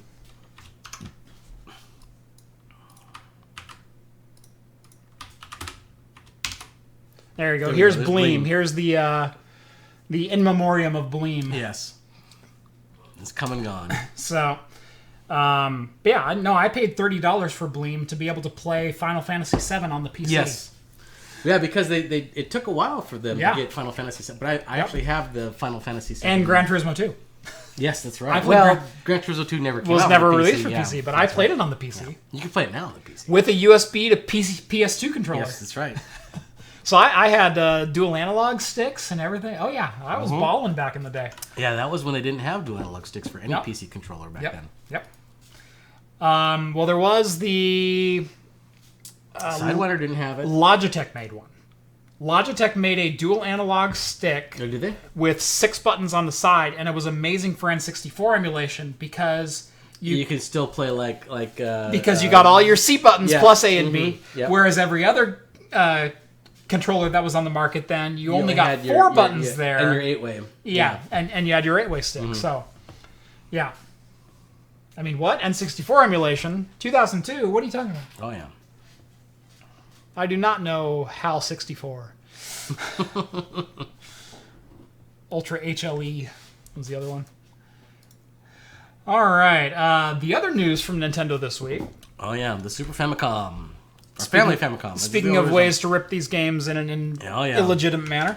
Well, this one I'm not too concerned about because I don't care for anime games, but... Neither do I. Yeah. But Nintendo has also announced a Famicom Classic available in the Japanese market that is going to exclusively cater to anime-style games. They're only going to release 20 titles, but it is the gold-colored Famicom in the near-identical style of... the NES Classic, where it's just a small palm-sized version of it. Project 64, best current emulator. Yes. Okay. What? I don't know. Dolphin's pretty good. Dolphin doesn't do 64. N64 emulator. Oh, the N64. Yeah, for N64. Best overall emulator, Dolphin. Yeah, Dolphin. Yeah. Dolphin is the most accurate, up-to-date, play anything you throw at it. GameCube, Wii. Yep. Not any Switch stuff yet, but they do very, very good. Yeah. Yep. They're coming out with the Famicom. There is a complete games list via Engadget and if you speak Japanese, it's even better because it's probably not going to be any English translations for these. One of these sites had a game list. I don't. You just had it back there, I think. I mean, if you can read Japanese, there's probably someone had an English translation of it. Was I there? I put it. A lot of Dragon Ball in there. Yeah, no, that's the next article. That's the next article. Yep. So yeah. Anyway. So yeah, Nintendo figuring out more and less inventive ways to start printing money again. Yeah. As if the Switch. Well, probably yen, actually, in this case. Yep. Someone asked a couple of minutes ago if video card prices are continuing to fall. In fact, this weekend, most video cards on most retail sites were at MSRP this weekend. Yeah. Like I said, I've been calling it for about 4 to 6 weeks now on the show. Every single week I say it's getting better. It's getting a little bit better. It's getting a little bit better. And there was kind of that glimmer of hope, I think, 3 weeks ago when the 1060s hit MSRP. And now the 580s are at MSRP, which I think is still the best buy as far as like the $3 to $350 588 gig. Because so many games are demanding more and more out of your frame buffer. You're going to get more life overall. So yeah, 588 gig is what I would recommend today if you're looking for that $300-ish price point graphics card. If you're looking at $400, God, if you can find one of Vega 56, but those still haven't come down. The Vega 56 and 64 still are the cards that are not available at retail prices. No, they're still kind of up there. Yeah. The Vega 56 last I saw was still selling for about $550, which is about $150 overpriced. Overpriced. At $400, Vega 56, probably best bang for the buck GPU you can get today. So, and I'm not an AMD fanboy. They're just the best price to performance as far as what you're getting out of the card right now. Right now, yeah. 1070 Ti is still a great card, but the Vega 56 does beat it, and at $50 less. So. Same thing with the RX 580 versus 1066 gig. You're getting 2 extra gigs of RAM, plus it beats it by about 5 to 10% in benchmarks for the same price. So 580 good for VR. 580 is excellent for VR. A lot of you don't know this. I used to run a VR arcade. I ran this for about 8 months down in Salem as part of my... I need money so I can start a YouTube channel. So I ran a VR arcade. God, that was stupid. But it worked. I was there. But it worked. Anyway, most of the machines we had used RX 580s or 1070s. Yeah. But yeah, the 580, fantastic for VR. In fact, the rig that I showed last week on my Can You Play Skyrim, I'm taking the 1050 Ti out of that machine. I'm putting the 580 that I bought for the channel in that machine. Back that over there. That's going to be my VR machine upstairs from now on with that i3. So, yes, 580 probably the best performing VR card you can get today for the price point. Yeah, especially because you have to... Well, I mean, now that the new headsets are coming out, Yep. the old headsets are going to go down, so it might even be, a little more affordable to get into some Windows decent Mixed VR. Reality, $199. You get an RX 580 Yeah. for $330, $350. Yeah. You're right on the ballpark. Yeah. You're right where you need to be. So, yeah. Let's see. In news that I was excited about, but I don't know if anyone else will be. Superhot is getting a sequel. No, you gotta say super hot. Super hot. Super hot. Super hot. Yeah. This was one of my favorite game concepts when it came out a couple of years ago. I liked it. It was a fun game. Mm-hmm. I actually never got to play the VR version of it. Really? No, I got to get you in that. I know. Well, because when you how did you never play that? To be fair, when you were running the VR thing, right? So I don't. Were you there? I can't remember if you were there. But this was when John had the tap house, and my nephew came by, and when we went there, and you had the VR thing set up. Mm-hmm. That's all he did. He bogarted the whole station and played Superhot VR the whole time. I never got to play it. It is such a time suck and a mind suck, and you get so into that game. He was on there for like a couple hours. I mean, granted, I was okay with it because I was having free beers. Right. I have blown 3 hours in that game on the same endless level. Yeah. Okay. Yeah. So yeah, it is such a game that you can just lose yourself in such a ridiculously simple but complex. I always loved the concept, and I have the desktop version. Mm-hmm. I still like the concept of the desktop version. Yeah. But the VR version just makes you feel like you're in the Matrix or something like that. It just gives you that feel. It really does. If you've never played Superhot, go to Good Old Games. You can get a DRM free version of it today. I think it's $10 or $15. I think cheap. It's $15. It's so cheap. It's pretty inexpensive. How do I feel about the combat crate for Mixed Reality? Perfect. You get a Ryzen 5 1600, an RX 580, a B350 motherboard, which will allow overclocking and unlocked RAM. Throw $199 on top of that for a Mixed Reality headset. You're golden. That'll play any VR game you want. Good start. Moving on. Anyway, done. Go pick up Superhot. Yeah. Just for the PC, just the pancake version if you've never played it before. Concept-wise, people who don't know, I don't know if they don't know. It deals with time in a mechanic that's never been dealt with before. Right. So it's a first-person shooter, but action does not happen unless you move. Right. So you can sit there and stop, and then time will stop. Right. And we've dealt with bullet time mechanics before with Max Payne and Fallout and games like that. But it slowed stuff down. Right. It slows stuff down or it stops it entirely, and you kind of time your shot and whatnot.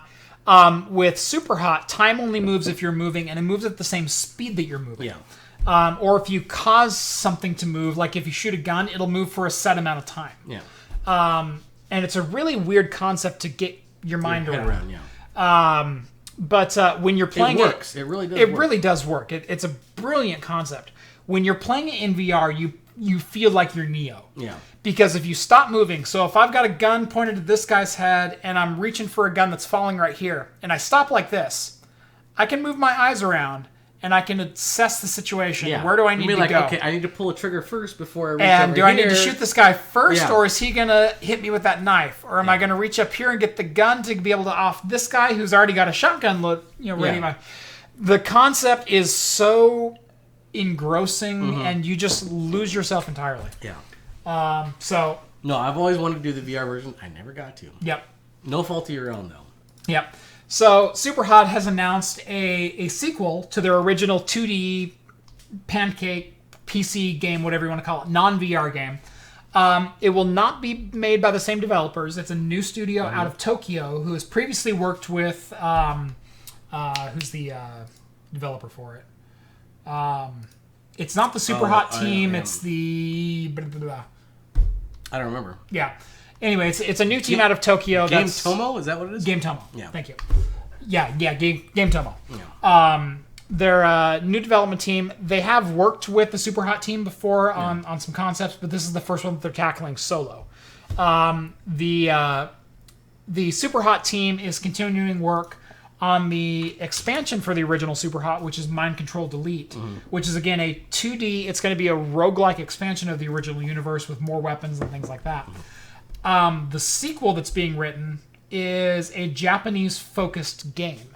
Where it's going to take place in a Japanese spa, and it's going to take place in train stations. So it's not going to look so much like a VR... In karaoke bars and bullet trains. Artificial reality type of a thing. It's going to be like... The environment is going to be Japanese-inspired, is what it is. I'm going to say my name. Someone's yelling at Steve. What? Steve, go up to Jeff's VR setup and play it. Oh, yeah. Steve, do it. Yeah, Steve! I will do it. You're getting yelled at to go do it. I'll do it. I'm not right now. Not right now. We got a show to do. Once I got this like barley 30 wine minutes is drank, left. I'm sure I'll do great. I'll be the best. I have Superhot. I have not done drunk VR. I have done buzzed VR. My first experience with buzzed VR was I've also built myself a full sit down racing simulator. Yes. Oh yeah. We did. I remember playing on that thing. That was fun. Back when I had the Oculus Rift DK2. Yeah. And the only racing game out there was Assetto Corsa.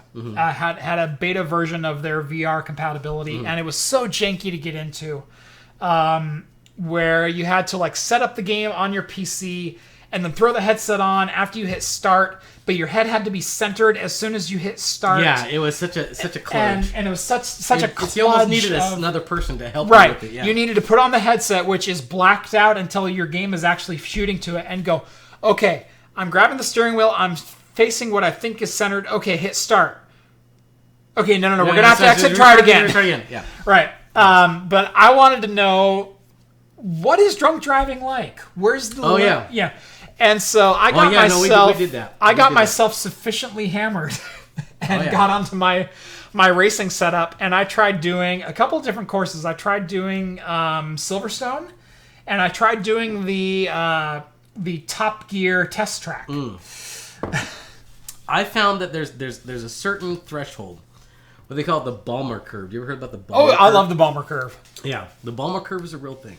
Yes, totally is. Yeah. So there's the Balmer curve, which you have a certain amount of alcohol and you just excel at whatever you're doing. You start to excel at it, but it's a really thin curve. Yeah. You go below that or you go over that, and it starts to drop rapidly. It's you blew a .11 on your... You go just... There's like a thin line before you go past that. And you're just like... Yeah, it's over.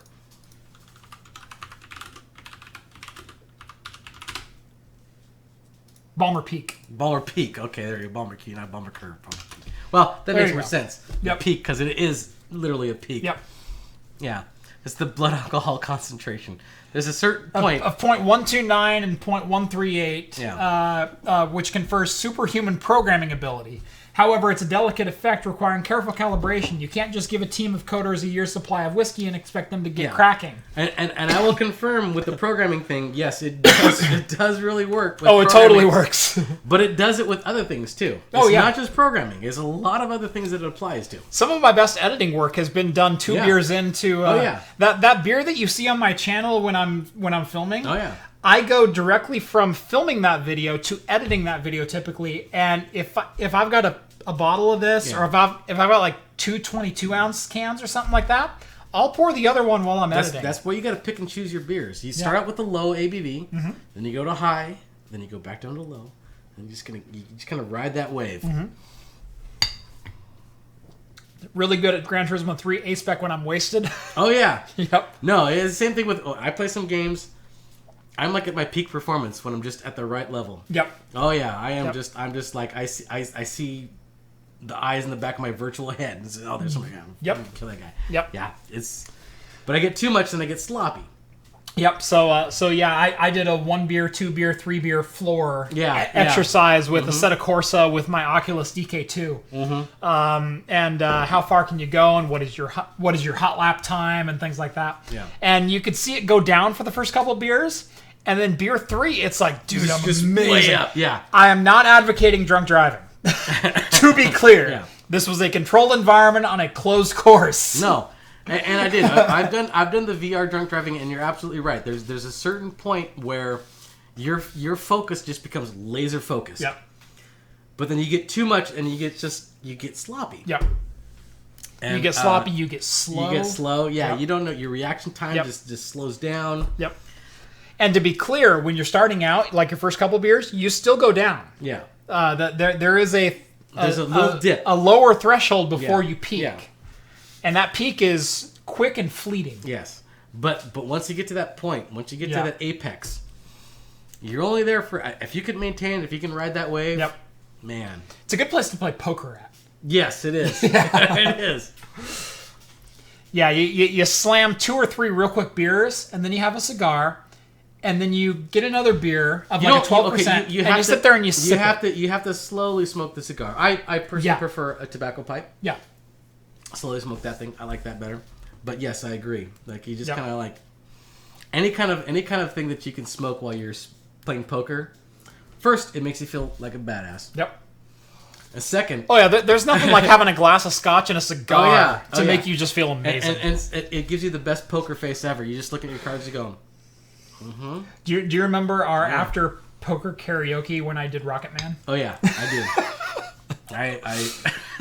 I didn't just do Rocket Man. I did William Shatner's Rocket Man with a glass of scotch and a cigar. Yeah. Oh, that was great. That's another video you should. You did the whole Raspberry Pi Nintendo. You should do a Raspberry Pi karaoke machine. That would be an interesting video. That would be a good video you do. Because there's a lot of 3DG engines out there. I don't know if there's any out for Raspberry Pi. I actually never looked, but I'm sure there's out there. I'm sure there's something. There's got to be some 3DGs out there. Yeah. So, might be an interesting side topic. Yeah. I am looking at a method to do some shorter videos. I'm likely going to call them flights. So we'll do flights, craft computing flight. Little flight. Like Peter McKinnon does 2 Minute Tuesday, or used to, and there's so many people who do like these one-off real quick videos or Q&A videos, or hey, I was thinking about this week, and here's what I think. Thanks for watching. It's a way to get a quick video out that's something interesting that I don't have 8 or 10 or 12 hours to devote to developing content for, but I can get a quick video out for you guys. I got this idea in my head that's been spinning around. Let's go do a quick video on it. Yeah. Right. I got this idea. Do I have an hour to explore it and then another hour to shoot it? Yeah. And that's the video. Yeah. So I've been experimenting with different ways to do it. I've shot one. I'm kind of playing with. Do I like the format? Do I? But that might be a good one for that. Yeah. So that would be good. Because I get questions all the time. Hey, what about this? And well, the best thing about that video, if you do plan on doing it. You can invite me and John over, and we can actually use it. Right. We can do some karaoke filming. Right, but my plan, it'd be tricky because we're going to run into copyright issues on YouTube. Oh, you're right. Yeah. Well. Yeah. There actually is some royalty-free karaoke out there. Not anything I would want to sing, to be quite honest. And they claim it's royalty free, but some of the engines in YouTube will still detect it if you're close enough. Really? Yep. Okay. Yep. Even like the MIDI file karaoke crap, they'll detect some of that. That's horrible. Yeah, it's terrible. This copyright just ruins all the fun. Yep. Overreach by the MPAA. Yep. Best lap on the Top Gear test track was the Suzuki Liana on Forza 4. Was a 143.9, barely beating Sebastian Vettel's time by 0.1 second. 143 is not bad. I did a 129 in an aerial atom. Really? That's as fast in an atom. Yeah, obviously in an aerial atom. Yeah, you got that high horsepower with low weight. Or it wasn't the aerial atom. It was the KTM or whatever the aerial atom machine is. I think it's KTM is who makes that. But still, it's like high horsepower to low weight ratio, so you get a lot quicker acceleration. Yep. Could I do a computer that's good for animating? Honestly, anything that's good for video rendering or even CAD work is... well, it depends on what type of animating What type of animating you're talking about. If you're talking about cell animating or you're talking about 3D animation, Right. that's different. Right. Two different things. If you're looking at 3D animation, likely look at something that's more CAD focused because Yes. that's essentially what Could be that the same workload thing, yeah. is. If you're looking for cell rendering, even still you're looking kind of a Well, I mean, it depends if you're more artistic, you want to do hand drawing stuff. You're talking about Disney style animation with right. hand sketches and stuff like Right. that. This does not require as much horsepower. But if you're talking about, I want to take this 2D drawing and I want to extrapolate it into something that I can bend, then yes, you're going to need a little more horsepower Right. for that. Right. So, I got a couple other quick hit news. We're still on track with the news. Let's rapid fire. Yeah, we gotta go quick.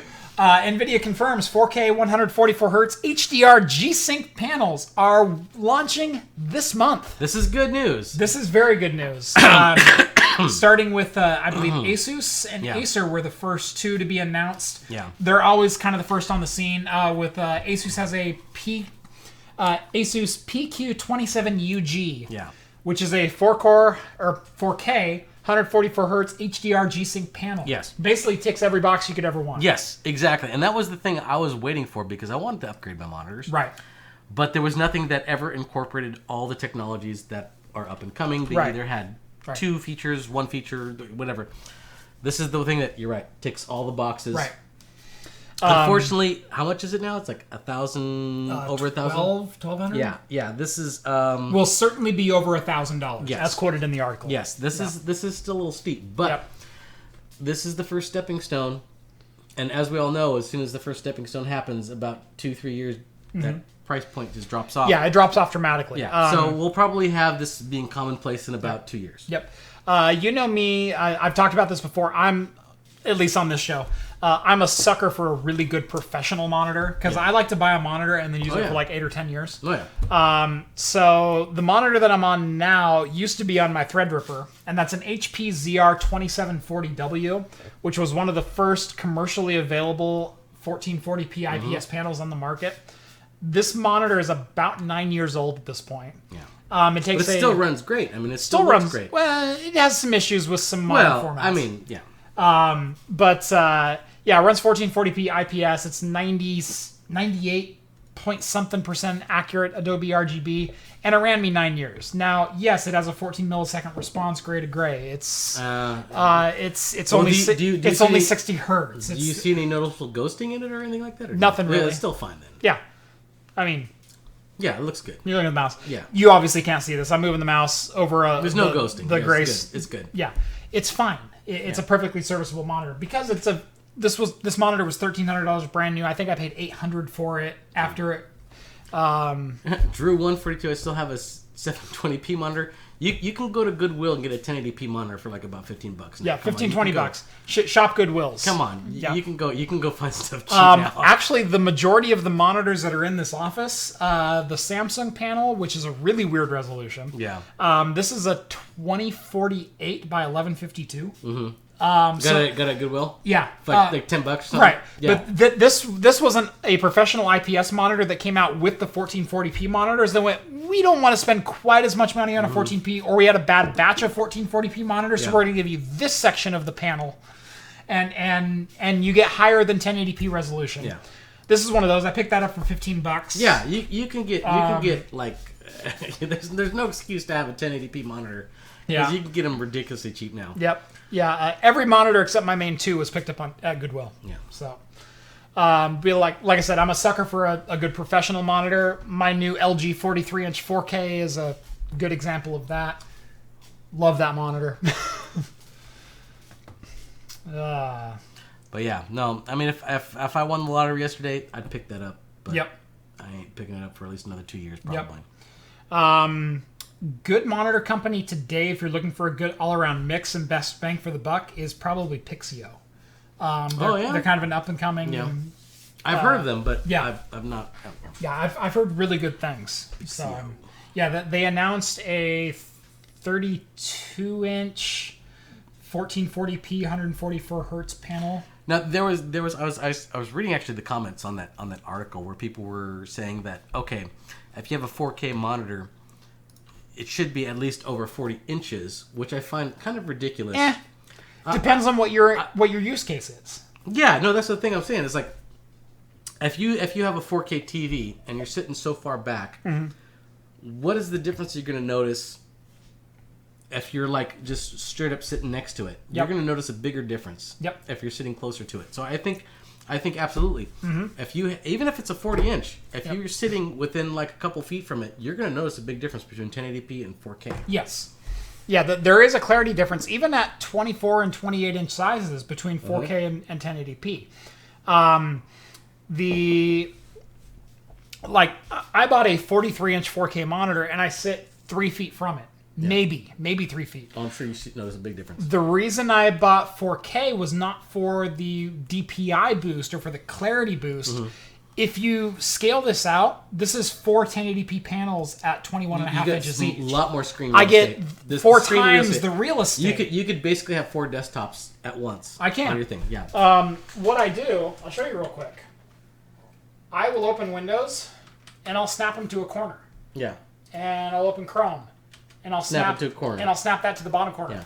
So I can have 4 windows open simultaneously at 1080p resolution. Honestly, that is better than having dual monitors because depending on where you're oriented at your desk, having dual monitors is great, but if you're not... Okay. Having triple monitors would probably be better. Yeah. If you only have dual monitors, if you only have 2, you have to have focus on at least one. If you're sitting in the middle, you're focusing on a split, which sucks. Right, exactly. But if you're only focused on one, you have to go look over here. I've got to do this constantly. Yeah, you have to do this constantly. Not the greatest thing. You see what I do in this video. But if you have a good 4K monitor that's big enough, you could basically have 4 screens right there. You're just looking at this. This is for... That's better. This is for 21.5 inch 1080p panels. Yeah. Just with no bezels. Yeah.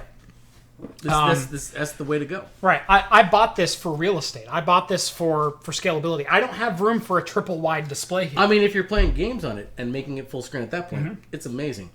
Right. But when you're doing actual work, doing development, doing anything like that, that is what you really want. Right. Right. I use this monitor professionally at work, and I loved it so much I bought one for myself. And these are not cheap monitors. These are $700 for this panel. Now they're cheaper from what they have been. Yeah. For a professional 4K panel, but again. Well, I mean, that's the only thing that kind of stopped me from wanting to adopt 4K and getting is because there's all these other up and coming technologies that have never been integrated into a single monitor yet. Now that it is, I'm happy. Right. The price tag I'm not too happy about, but we'll see. Yeah, exactly.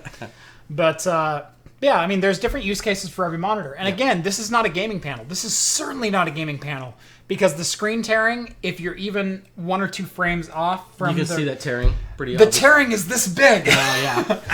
And it's a big old ass line. And it's jagged. Yeah, all the way across. Yeah, because your monitor... It's a lot more noticeable. Your monitor displays left to right, top to bottom. The fact that we get these new monitors with G-Sync in there, you're not going to see that. Right.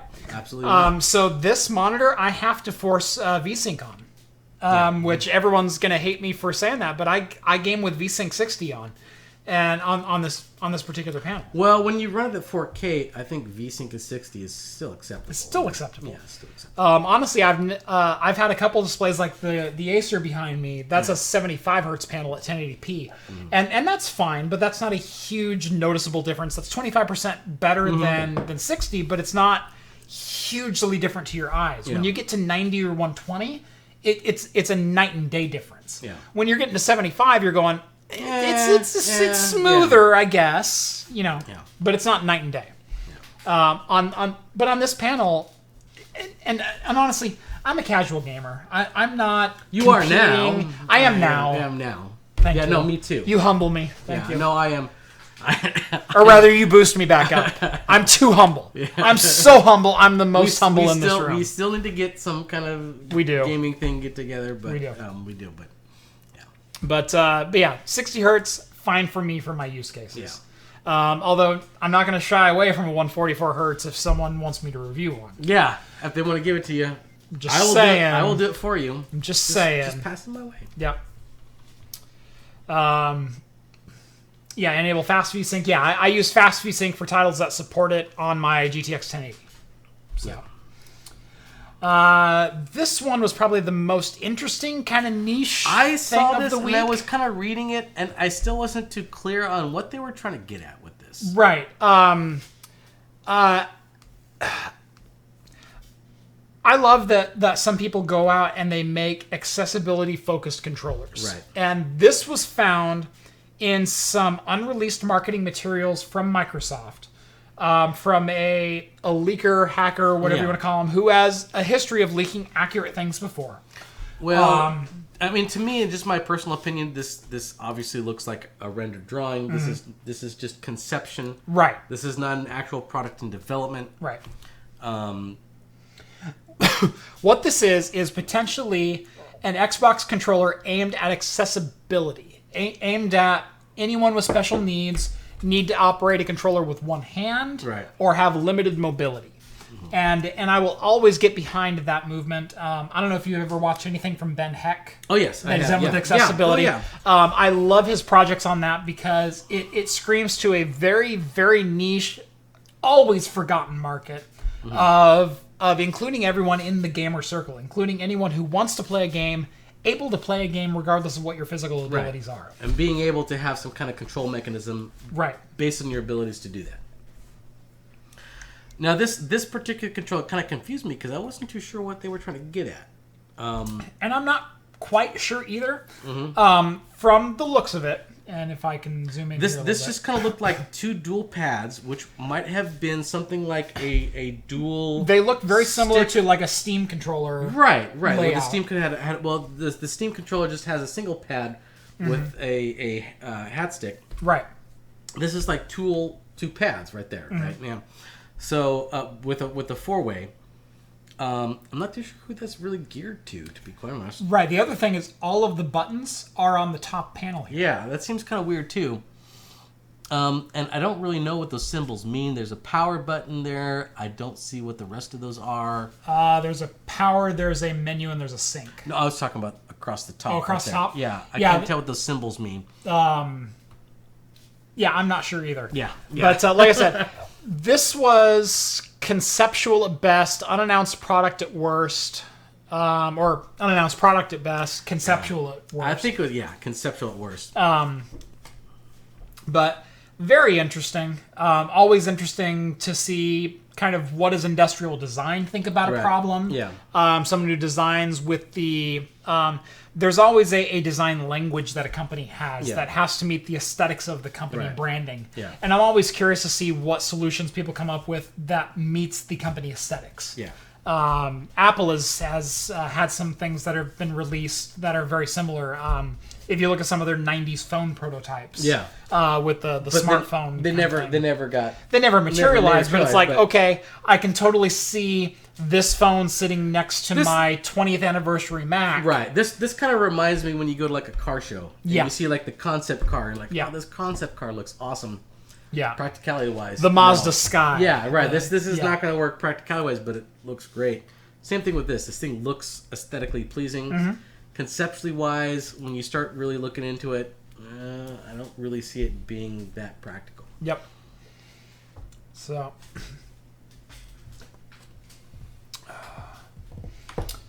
What do we got now? What's next? This is an update to a story we covered 2 weeks ago with the FTC. Yeah.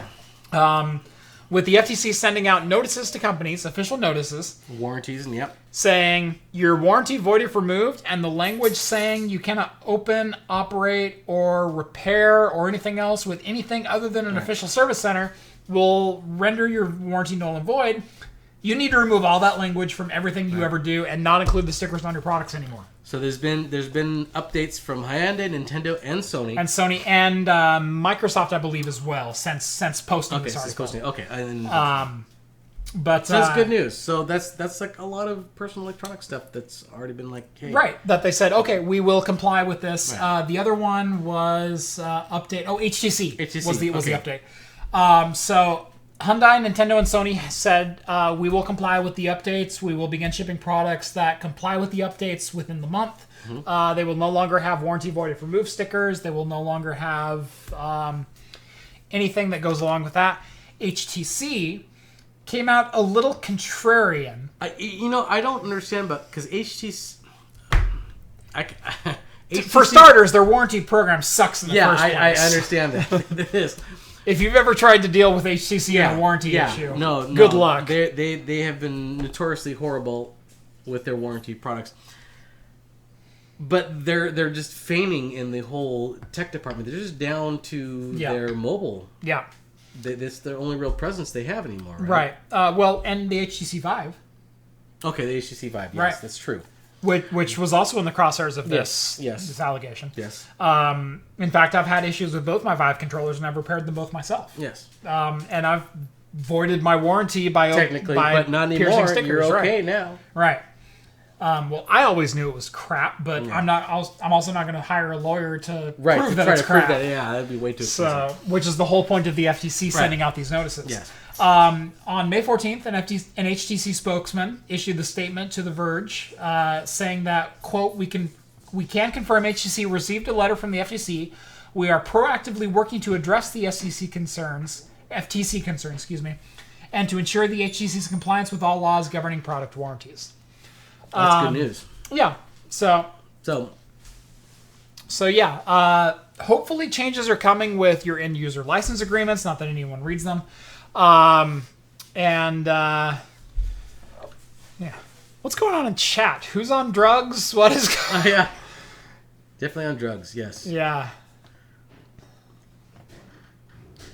You're in your mom's basement. We are all in our mom's basement. Yeah.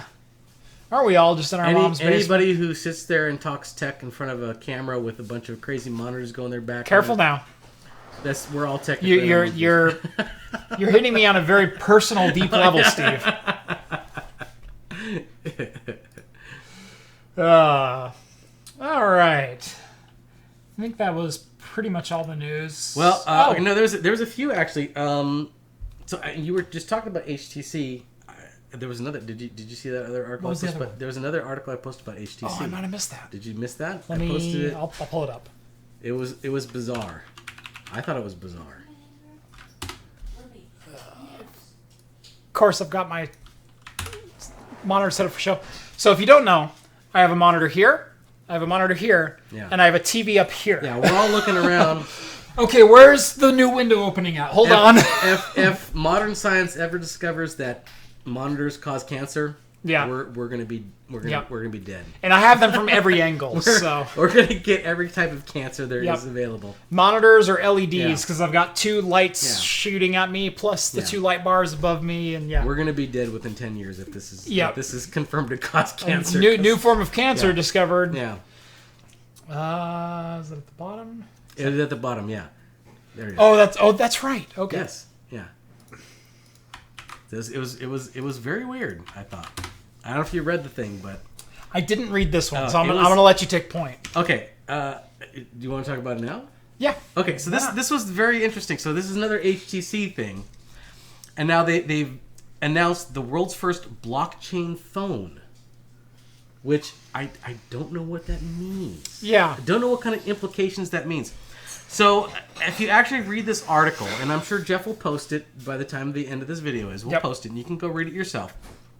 They don't go into too much depth about what a blockchain phone means. Right.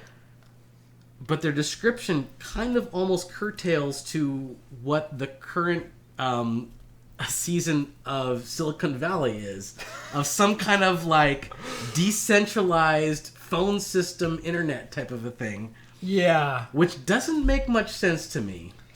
Blockchain has many different implications, and implications that we have not discovered yet. I get that. And that's the cool thing about blockchain technology. And I get that. It's a decentralized method of transferring information that keeps the original relayer of the information identifiable while not traceable. But making that down to the point of an operating system in a phone... Yeah. I mean, okay, these guys might be absolute geniuses, and I'm just not realizing might be the next thing that we don't... It could be. I need to read this article. Yeah, you have to read this article, and they're trying to base a phone on this block. There's a blockchain phone. It's called the Exodus. And there might be some links in this article to something a little more in-depth than what is listed here, but just perusing this article did not. I mean, they're basically the only thing that I can confirm is it's not an Android-based phone. Right. So it's going to be its own operating system. It's going to be based on blockchain, and it's going to be basically its own thing. So a bold step for HTC, I would have to say. Quote from HTC: "I want to see a world where the end consumers can truly own their data, browsing history, identity, assets, wallets, emails, messaging, etc., without the need for central authorities. There is a lot of work ahead of us, but I believe the mobile hardware layer can contribute significantly to our decentralized world." End quote. Yeah, and that's what made me think like, okay, this is like Silicon Valley, the latest season of Silicon Valley. If you guys are following it. Quite honestly, that kind of ties into what I said, where the originator of the data is not known, but or the trace to the originator is not known, but who owns it today is known. Yeah. And that could have a way for people to know what history is out there, what browsing history, advertising history, etc. That is where everyone makes their money today, is from advertising. Yes. While not being personally identifiable. Because we can tell how much money is in Bitcoin today. What we don't know is who owns Bitcoin and what wallets those are in. Yeah. And that's the whole point of the system, is the transactions are Transparent. are obfuscated. You don't know. So, but they're also decentralized, so everyone has a record of the transaction taking place, but we don't know party A or party B. Right. This would be the absolute. I mean, if I were to read into this, this would be the absolute black market telephone for drug dealers, where you cannot trace anything. Yep. I mean, that seems like what they're trying to advertise. Black market in a lot of different areas. Yeah. No. I mean, if that's what they're putting there, a lot of different areas that I won't even name on this show. Yeah. It seems kind of dark web. Yeah. It seems pretty interesting. The ultimate untraceable phone. Yeah. And to quote BGR.com, that's pretty much all we know about the Exodus for the time being. So we'll have to wait for HTC to announce more details. They seem to be obtusely vague on the whole thing. Yeah. But I thought it was a very interesting article, and that's when I want to post it on there. Because I thought it was the Exodus will support various blockchain technologies, including Bitcoin, Lightning Networks, Ethereum, Dfinity, and others. But not the Steven Seagal Bitcoin. Not the Bitcoin B2G. Apparently not that one, which I remember there was somebody on the comment section who was like chastising you. Oh man, it was like I got you ripped. Are a bit. I got ripped a new one for not putting my faith into Steven Seagal's newest endorsement. Oh, that was the best. I had a good chuckle out of that one. Yeah. From Vlad, $5 donation. Cheers, Vlad. buddy. I never know if I should read yours out loud or not. Don't ever carry more money than what you're paying the hooker when you meet her. Pro tip. No, that's a pro tip for any kind of transaction. Pro tip. Yeah. Any kind of barter type transaction. I've got a potential Craigslist transaction happening this Saturday that I'm going to carry exact change. Yeah, you just carry like $20 less, and you'd be like, oh, I thought I brought all of it. But I have this, and you're like, they'll just be like, okay, don't worry about it. We'll let $20 slide. Depending on where you picked up your hooker, that might be a bad idea. Yeah. Vegas is a little more reputable than Tijuana. It's sad to say, but it's true. Always go Dutch on the first date. Of course. What else we got to talk about? We got a couple minutes to kill. We didn't go back. I think we had one more thing we were talking about. Yeah. The ring thing. Yeah. Speaking of something that would be awesome to be decentralized. Yeah, no doubt. This was an interesting thing too with the Ring doorbell. I don't know. Do you have a Ring doorbell? I do not. I don't either. I'm not going to mention anyone on the show, but someone we know on the show does have a Ring doorbell. One. I know who it is too, but I'm not going to say. Not going to say. I'm not going to say. But we've limited it down to 2. Yeah. So the Ring doorbell has exposed a security flaw, which basically the way that Ring was keeping your password credentials was if you downloaded the Ring app, which is how you manage the doorbell. And you can go look at the video, and you can go look at the video and any incident logs and that kind of thing. You would enter your username, enter your password. You would then get a token Yes. which was then valid for your login. Which this is very common. Yes, and this is common, but this token would never expire. It would never go away. Even when the original user changed the password, that token wouldn't expire. Right, and you can so still continue as long as you were logged into it. You can continually look at that video feed. right. So as long as you logged in once with one of the mobile applications, your login was good. always You're valid. There. Yeah, you're there. Yep. So Ring is recommending at this point that you update to the latest version of their Software. of their software, their firmware for the Ring device, as well as their mobile apps. Although if you've logged into a doorbell that no one knows you've logged into and you have the old mobile app, maybe don't upgrade. I mean, for the majority of people who have it, yes, if you've logged into their thing and you want to look at the UPS people that come to their door, right. hey, knock yourself out. Or the 2 or 3 times we've mooned Yeah. the person in question that may or may not have a Ring device on their door. Right, yeah. Totally. That may be out there for all to see. Yeah. I'm sure their wife really appreciates Oh, yeah, those. they do. Who's at the door? Oh, God damn Oh, it. yeah. Oh, well. Oh, yeah. So, wow, I think that's time. that's time. I think that's time. Amazingly enough, we got through the news in literally on time.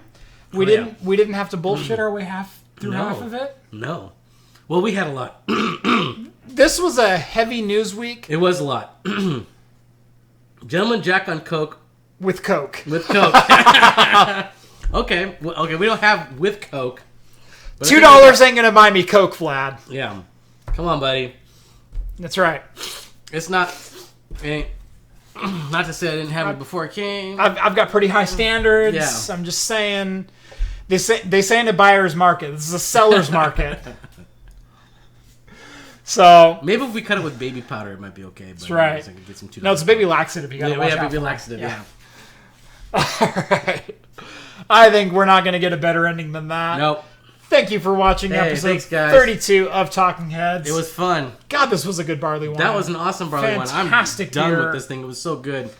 I've been milking mine for all it's worth, and oh my God, it is worth all of that. Both the beers we had today were very, very good. Yeah. So who is this? Second Shelf Triforce Second Shelf. IPA. I don't know where you guys are all at, but if you can get yourself a can of this, Yep. I recommend it. It's very good. Yeah, they're out of Atlanta, Georgia, and I believe they distribute like Arkansas through Georgia or something like that, possibly down into Florida. Possibly, but so if you're in a southern state, if you're hot and humid this week, you can probably pick one up. yeah. I do recommend this.